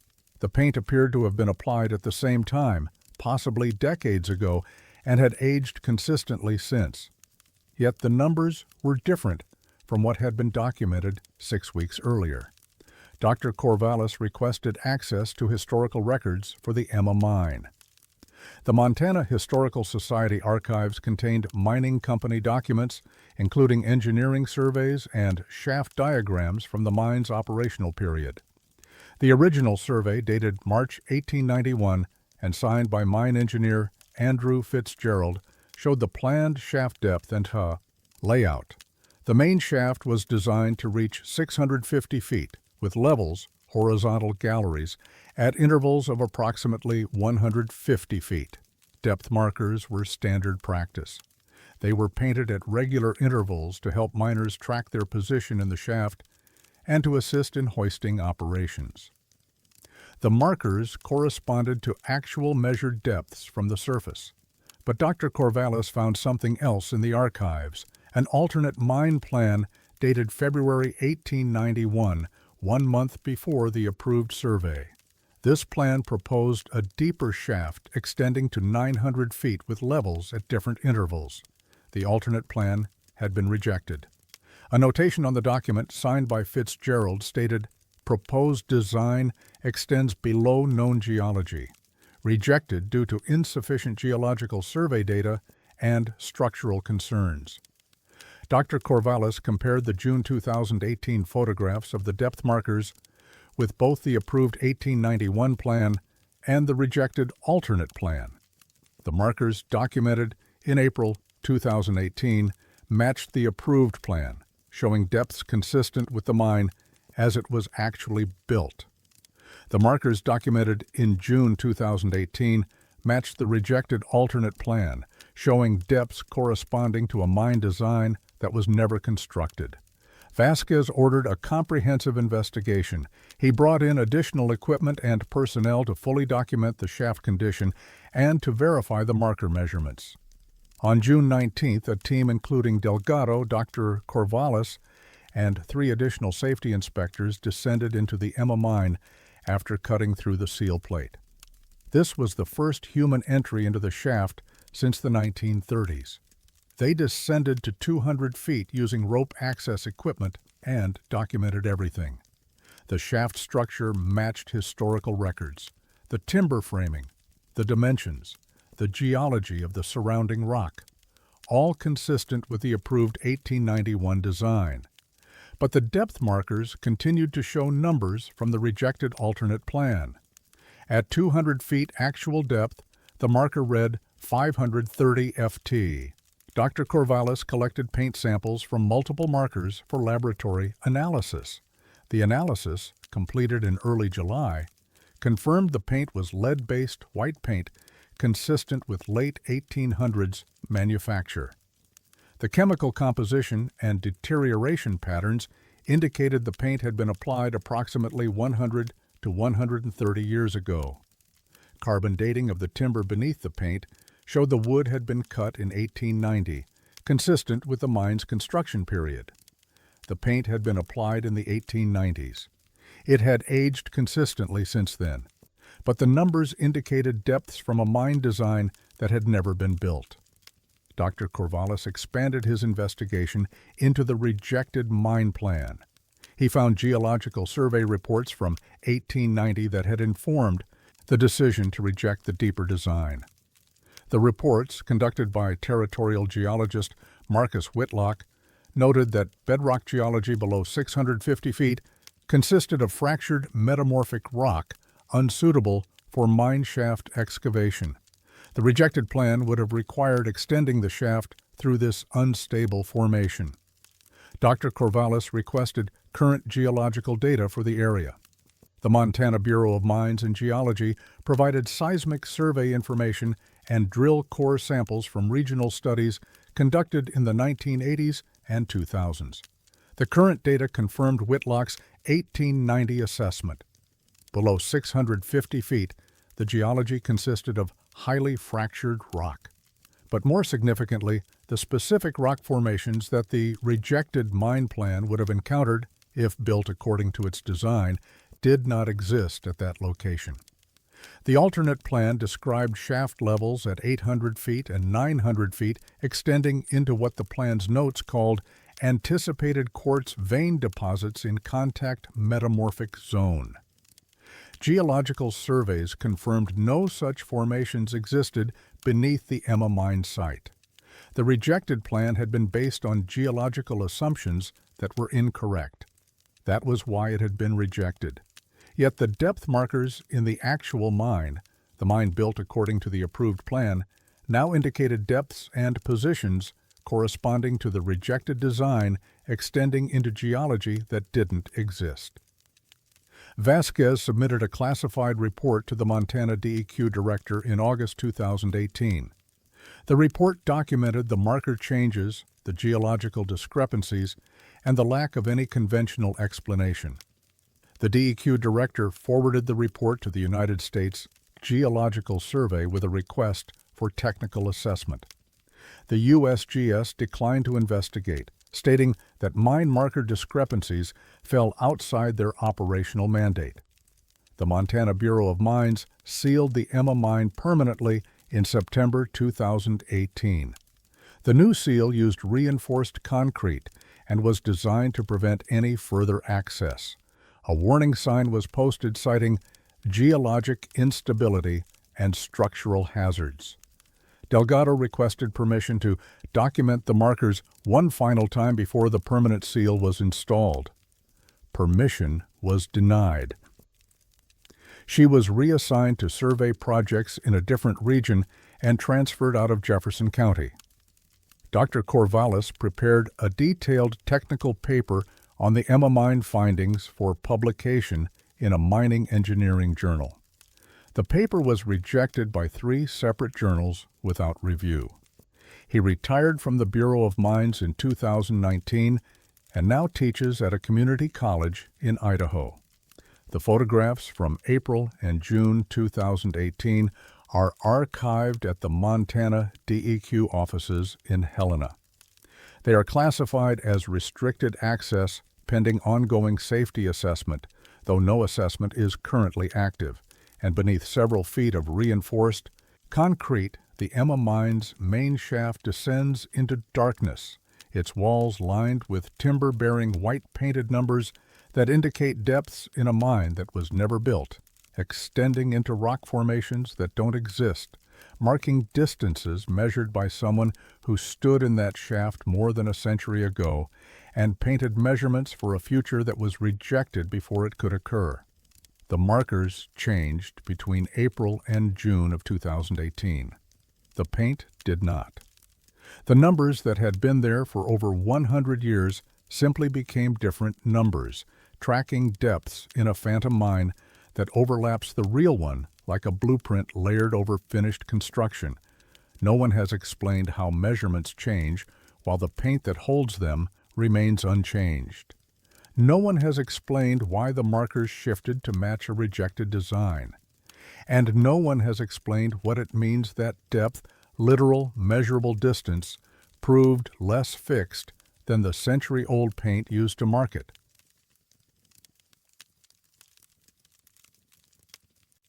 Some enterprises leave records of everything except their own existence. Mammoth sits in the Absaroka Range of south-central Montana, approximately 6 miles north of Yellowstone National Park's boundary and roughly 10 miles south of Gardner. The mining camp emerged in 1895 following gold discoveries in the mountains above the Yellowstone River. The town grew rapidly, supporting approximately 800 residents at its peak in 1900 with multiple mining operations, a post office, general stores, boarding houses, and a school. The town's prosperity was brief. Ore grades declined after 1905. The mines closed progressively through the following decade. The post office shut down in 1913. By 1920, Mammoth was abandoned. Today, the site is within the boundaries of Gallatin National Forest and is accessible only by hiking trail. Scattered foundations and collapsed structures mark where the town existed. The terrain is mountainous and heavily forested, dominated by lodgepole pine and Engelmann spruce. The elevation exceeds 7,500 feet. Winters are severe, with snow depths that frequently exceed 10 feet. Even during the town's operational years, access was limited to the warmer months. The isolation was profound. It is a place where records are the only evidence that anything occurred, and sometimes the records tell impossible stories. In June of 2010, Park County commissioned a historical survey of abandoned mining sites within its boundaries, part of a broader effort to document Montana's territorial-era mineral development. The project was assigned to research historian Dr. Margaret Lindstrom, who specialized in mining history and land use documentation. Dr. Lindstrom's work required examining property records at the Park County Courthouse in Livingston. She was compiling information about mining claims filed in the Mammoth District between 1890 and 1910. The records were extensive. Mammoth had been a significant operation for its brief existence. Multiple companies had filed claims, developed properties, and processed ore. Dr. Lindstrom documented them methodically. The Mammoth Mining Company, the Yellowstone Gold Corporation, the Northern Pacific Development Company, and various smaller operations and individual prospectors. Then she encountered references to the Blackwater Mining Syndicate. The first reference appeared in a property deed dated March 1897. The Blackwater Mining Syndicate had filed a claim on 20 acres in the hills northeast of Mammoth's town site. The claim was properly recorded with a legal description of the property, a filing fee paid, and a registered agent listed, Samuel H. Vickridge, manager. Over the following weeks of research, Dr. Lindstrom found more Blackwater claims. By her final count, the company had filed 43 separate mining claims between 1897 and 1903, covering approximately 1,200 acres in the mountains surrounding Mammoth. The claims were substantial. They indicated a major operation. Dr. Lindstrom noted that the Blackwater Mining Syndicate had apparently been one of the largest claim holders in the district, comparable to the Mammoth Mining Company itself. But when she attempted to research the Blackwater Mining Syndicate's corporate history, she found nothing. Montana Territory had required mining companies to file articles of incorporation with the Territorial Secretary. After statehood in 1889, the requirement continued through the Montana Secretary of State's office. Dr. Lindstrom searched those records. No incorporation documents existed for the Blackwater Mining Syndicate. She expanded her search to business registrations, tax records, and mining district reports filed with territorial and state authorities. The Blackwater Mining Syndicate appeared nowhere. She examined newspapers from the period, the Livingston Enterprise, the Bozeman Chronicle, the Helena Independent. Mining operations were routinely covered in the press. New claims, ore discoveries, company formations, legal disputes, all were reported regularly. The Blackwater Mining Syndicate was never mentioned. Dr. Lindstrom searched for Samuel Vickridge, the registered agent listed on the mining claims. She found no census records, no property ownership, no mentions in any Montana Territory or state documents beyond his name on the Blackwater claims. She submitted a preliminary report to Park County in August 2010, noting the documentary anomaly and requesting additional time to investigate. The county approved the extension. Dr. Lindstrom expanded her research to related records, hoping to find indirect evidence of the company's operations even if direct corporate documentation didn't exist. She examined banking records from Livingston and Gardner. No accounts existed under the Blackwater Mining Syndicate name. She searched for payroll records or employment documentation. Nothing. She contacted the Montana Historical Society and requested access to mining company correspondence collections. Many companies had donated their business papers to the society over the years. Perhaps Blackwater's records existed there. The Society's archives contained no Blackwater Mining Syndicate materials. But Dr. Lindstrom found something else. In the papers of the Mammoth Mining Company, which had been donated in 1947, she discovered several letters referencing the Blackwater Mining Syndicate. A letter dated June 1900 from Mammoth Mining's general manager, Edward Hollis, to the company's attorney in Helena mentioned ongoing boundary disputes with Blackwater regarding the Northeast claims. Another letter from November 1901 discussed negotiations with Blackwater representatives to avoid litigation over water rights. A third letter, dated April 1902, stated, "Blackwater operations have ceased as of March. We are proceeding to file adverse claims on their dormant properties. No representative has responded to our notices." The letters indicated that the Blackwater Mining Syndicate had been a functioning operation, active enough to have boundary disputes, water rights issues, and property claims worth contesting. Dr. Lindstrom searched the records of other mining companies that had operated in Mammoth. She found similar references.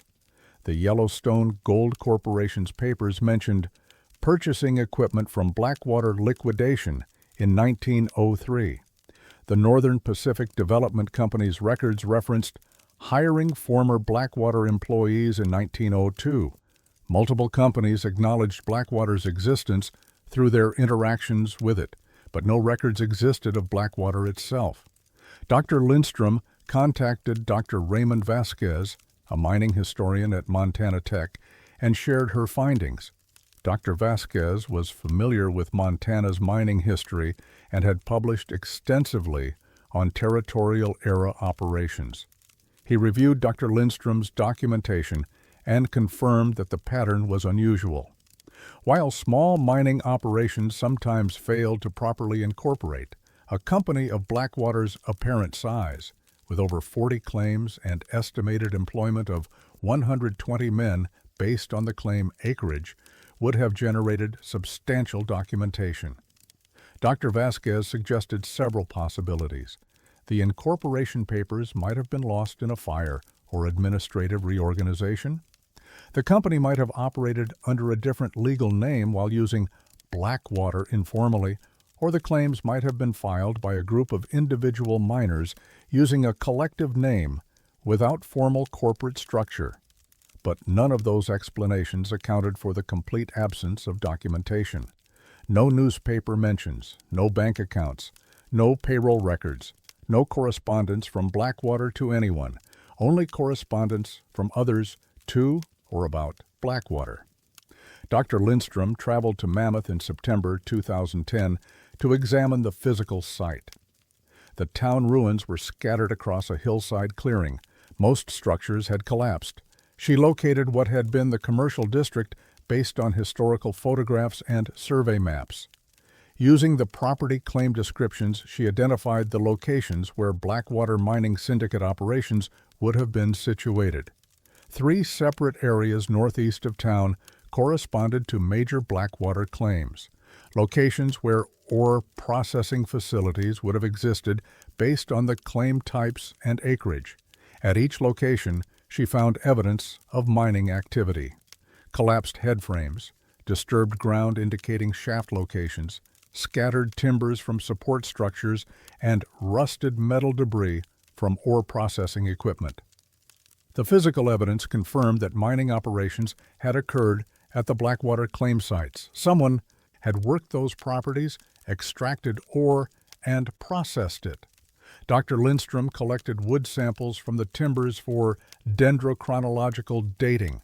The analysis, completed in November 2010, showed the wood had been cut between 1896 and 1902, consistent with the period when Blackwater claims were active. She also found artifacts, broken tools, fragments of ore cart rails, pieces of metal machinery, all consistent with late 1890s mining operations. The physical evidence supported the claim records. Blackwater Mining Syndicate had operated multiple mining sites in Mammoth from 1897 through approximately 1902, but the company itself appeared to have existed only as a name on property deeds and in other companies' references. Dr. Lindstrom submitted her final report to Park County in January 2011. The report documented 43 verified mining claims filed by the Blackwater Mining Syndicate, physical evidence of mining operations at multiple Blackwater sites, and numerous references to Blackwater in other companies' records. The report also documented the complete absence of any direct records from or about the Blackwater Mining Syndicate itself.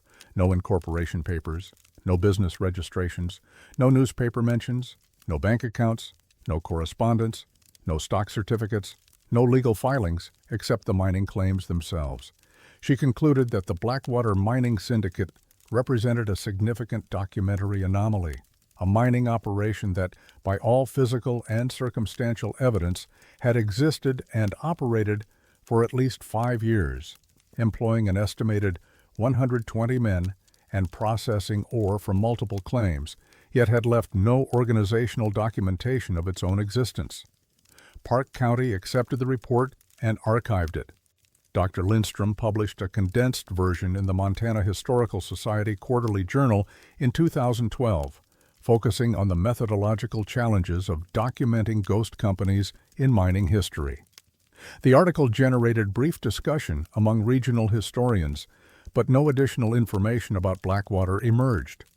Dr. Vasquez attempted his own investigation in 2013, searching for Samuel Vickridge through expanded genealogical databases and territorial records. He found no evidence that anyone by that name had lived in Montana Territory or state during the relevant period. The name appeared only on the Blackwater mining claims, signed in a consistent hand across all 43 documents filed between 1897 and 1903. In 2015, a graduate student at the University of Montana named Thomas Strand conducted a thesis project on missing corporate records from Montana's territorial period. He included a section on the Blackwater Mining Syndicate, examining whether records might exist in unexpected locations, private collections, out-of-state archives, or overlooked institutional holdings. Strand found nothing. His thesis, completed in 2016, concluded that the Blackwater Mining Syndicate remained a documented absence, verifiably present through its interactions with other entities and its physical operations, but fundamentally undocumented as an entity itself. The mining claims filed by Blackwater remain in Park County property records. They are legitimate legal documents properly recorded and maintained. The claims eventually lapsed due to non-payment of assessment fees in 1904 and 1905, and the properties were subsequently claimed by other companies. The physical sites where Blackwater operated are now overgrown and decaying, indistinguishable from other abandoned mine workings in the Mammoth District. And in the archives of the Montana Historical Society, in the papers of companies that operated in Mammoth during the early 1900s, there are scattered references to a mining company that filed 43 claims, operated 3 processing facilities, employed approximately 120 men, had boundary disputes with neighbors, sold equipment when it closed, and then vanished so completely from the documentary record that only the spaces where it should have been, the references, the interactions, the physical evidence, confirm it ever existed. No one has explained how a major mining operation could function for 5 years without generating any organizational records. No one has explained who Samuel Vickridge was or why his signature appears on 43 legal documents but nowhere else in Montana's history. And no one has explained what it means that a company can be verified through everything it touched while remaining utterly absent from any direct documentation of itself, existing only in the negative space of other people's records, like a shadow that others could see, but which cast no reflection of its own.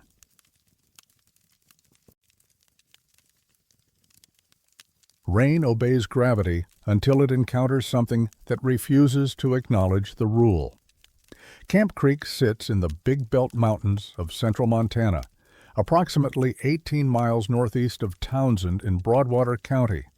The mining settlement emerged in 1885 following gold discoveries along the creek drainage.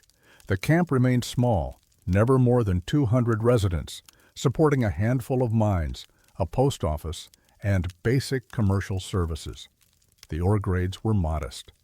Operations were intermittent and never highly profitable. The camp was abandoned by 1902 after the most accessible deposits were exhausted. The post office closed in 1901. The few remaining residents dispersed to other mining districts or left Montana entirely. Today the site is accessible via a rough Forest Service road that requires high-clearance vehicles. The terrain is mountainous and heavily forested with lodgepole pine and Douglas fir. The elevation exceeds 5,900 feet. Few structures remain. Foundation stones mark where buildings stood. The mine entrances are collapsed or sealed. A creek still runs through the narrow valley, cold and clear, bordered by willow and alder.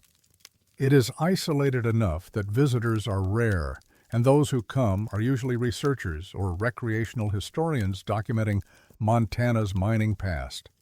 It is a place where nature has reclaimed what was briefly disturbed, except for one location where nature itself appears disturbed. In July of 2019, 3 graduate students from Montana State University were conducting fieldwork in the Camp Creek area as part of a geological survey project. The students, Kimberly Strand, Michael Hooper, and Daniel Ruiz, were mapping historical mine locations and collecting soil samples to assess residual environmental impacts from 19th century mining operations. They established a camp near the site of the old settlement on July 17th.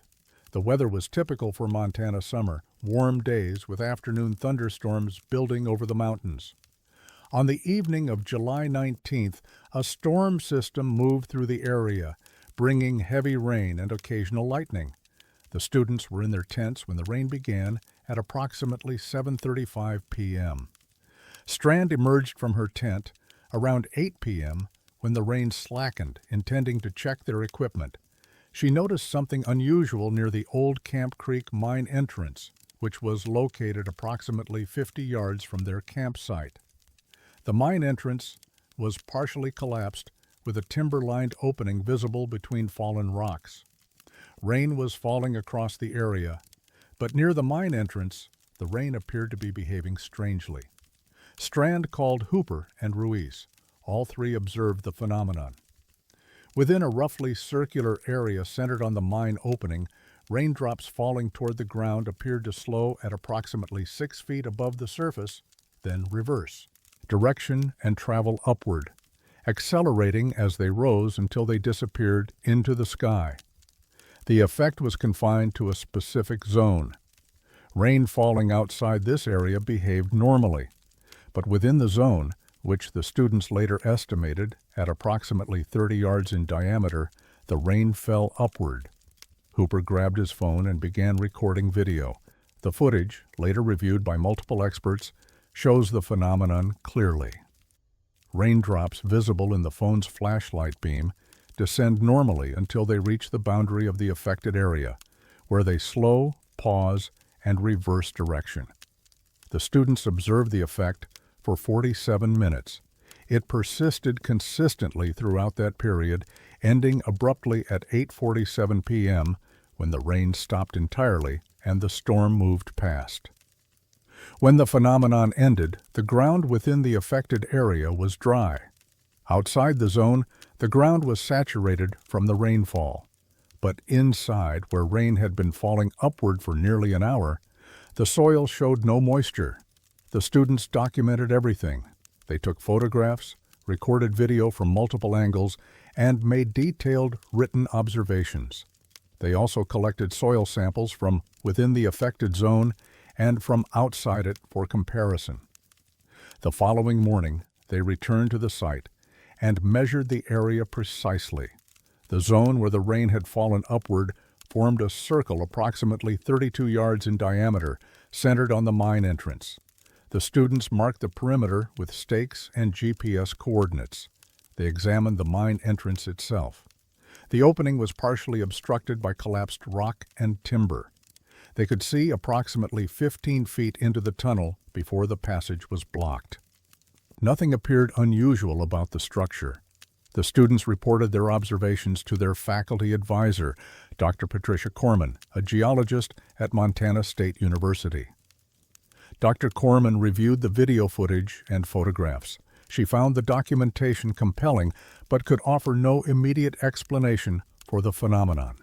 She advised the students to complete their soil sample collection and submit everything for analysis. She also contacted Dr. Stephen Vasquez, a meteorologist at the University of Montana, and described what the students had observed. Dr. Vasquez was skeptical. He explained that rain reversing direction would require either an extremely powerful updraft, far stronger than anything that would occur naturally in that terrain, or some form of localized gravitational anomaly, which had no precedent in scientific literature. He suggested the students might have misinterpreted what they saw, possibly witnessing rain spray being blown upward by wind gusts. But the students insisted the phenomenon was distinct from wind effects. The rain had fallen steadily downward outside the zone and steadily upward within it, with a clear boundary between the two behaviors. Dr. Corman traveled to Camp Creek on July 23rd with additional equipment, including atmospheric sensors and high-resolution cameras. The students guided her to the site. No storm systems were forecast, but Dr. Corman wanted to document the location and conduct preliminary measurements. She examined the soil samples the students had collected. Even before laboratory analysis, she noticed something unusual. The soil from within the affected zone had a faint metallic smell and showed discoloration, a slight iridescence when viewed from certain angles. She collected additional samples and documented the mine entrance thoroughly. She also set up a weather station to record atmospheric conditions at the site, hoping to capture data if another storm occurred. No rain fell during Dr. Corman's 3-day visit. She returned to Bozeman on July 26th with the samples and her documentation. The soil analysis, completed in early August, revealed anomalies. Soil from within the affected zone contained elevated levels of rare earth elements, specifically lanthanum, cerium, and neodymium, at concentrations approximately 15 times higher than in soil samples from outside the zone. More significantly, the distribution of these elements showed patterns. Dr. Corman consulted with Dr. Raymond Ellsworth, a geochemist specializing in mineral distribution analysis. Dr. Ellsworth examined the samples and described the rare earth element patterns as non-random and geometrically structured. He noted that natural geological processes typically distribute rare earth elements in patterns reflecting fluid flow, crystallization, or sedimentary deposition, all of which produce irregular but predictable distributions. The Camp Creek samples showed elements arranged in what Dr. Ellsworth described as concentric zones with consistent spacing, suggesting deliberate organization rather than natural accumulation. Dr. Corman researched the Camp Creek mine's operational history. Mining company records from the 1880s and 90s, archived at the Montana Historical Society, showed the mine had produced modest amounts of gold and silver.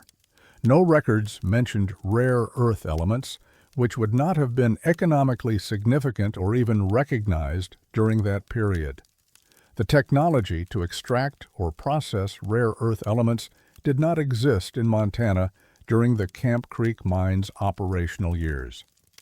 Dr. Corman submitted her findings to the Montana Bureau of Mines and Geology in September 2019, requesting a follow-up investigation. The Bureau reviewed her report and assigned geologist Thomas Merrick to visit the site. Merrick traveled to Camp Creek on October 3rd. By that time, the weather had turned cold.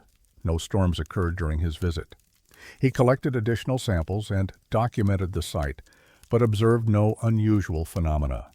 His report, submitted in November, acknowledged the rare earth element concentrations, but suggested they might result from undocumented prospecting or experimental mining operations in the late 19th or early 20th century. He recommended no further action. Dr. Corman objected to this conclusion. She noted that the rare earth element patterns could not have been produced by any mining technology available during Camp Creek's operational period. She also emphasized that the students had documented a clear meteorological anomaly that remained unexplained. The Bureau of Mines declined to pursue additional investigation. In a letter dated December 2019, the Bureau stated that the meteorological observation was outside their expertise and that the soil chemistry, while unusual, did not indicate any current environmental hazard. Dr. Vasquez, the meteorologist, reviewed the students' video footage in detail. He submitted an analysis to the Montana Department of Environmental Quality in January 2020, noting that the footage appeared authentic and showed rain behavior inconsistent with known atmospheric processes. He wrote, "The observed phenomenon, if accurately documented, represents either an atmospheric effect with no current scientific explanation or a localized gravitational anomaly equally unprecedented. Neither interpretation is satisfactory, yet the video evidence is difficult to dismiss." The DEQ acknowledged Dr. Vasquez's analysis but took no investigatory action. The three students, Strand, Hooper, and Ruiz, completed their graduate research projects.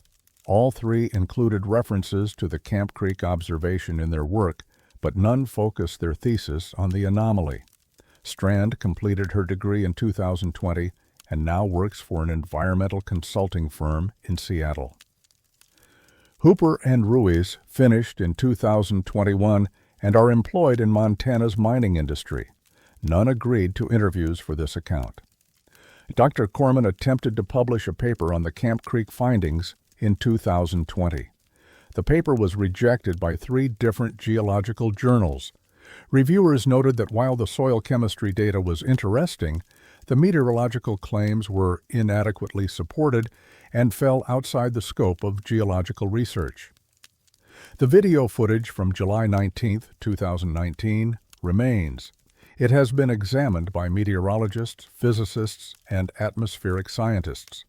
None have provided a satisfactory explanation for what it shows. In the summer of 2022, Dr. Corman returned to Camp Creek with a colleague, hoping to observe additional storm activity. They monitored the site for 5 days. Rain fell on 3 of those days. The rain behaved normally. No upward motion was observed. The soil samples collected in 2022 showed rare earth element concentrations similar to those from 2019, elevated and patterned, but no longer increasing. Dr. Corman has not returned to the site since. She continues teaching at Montana State University, but has not published further research on Camp Creek. And in the Big Belt Mountains, near an abandoned mine that once produced modest amounts of gold over the course of 16 years before closing more than a century ago, there is a circular area approximately 32 yards in diameter where rain fell upward for 47 minutes on a July evening in 2019, and where the soil contains rare earth elements arranged in patterns that suggest intention, despite being present in a location where no one had the knowledge or tools to place them. The video exists, the soil samples exist, the measurements exist. But no explanation exists, only documentation of rain that forgot which way down was, in a place where the earth itself seems to remember something that was never supposed to happen.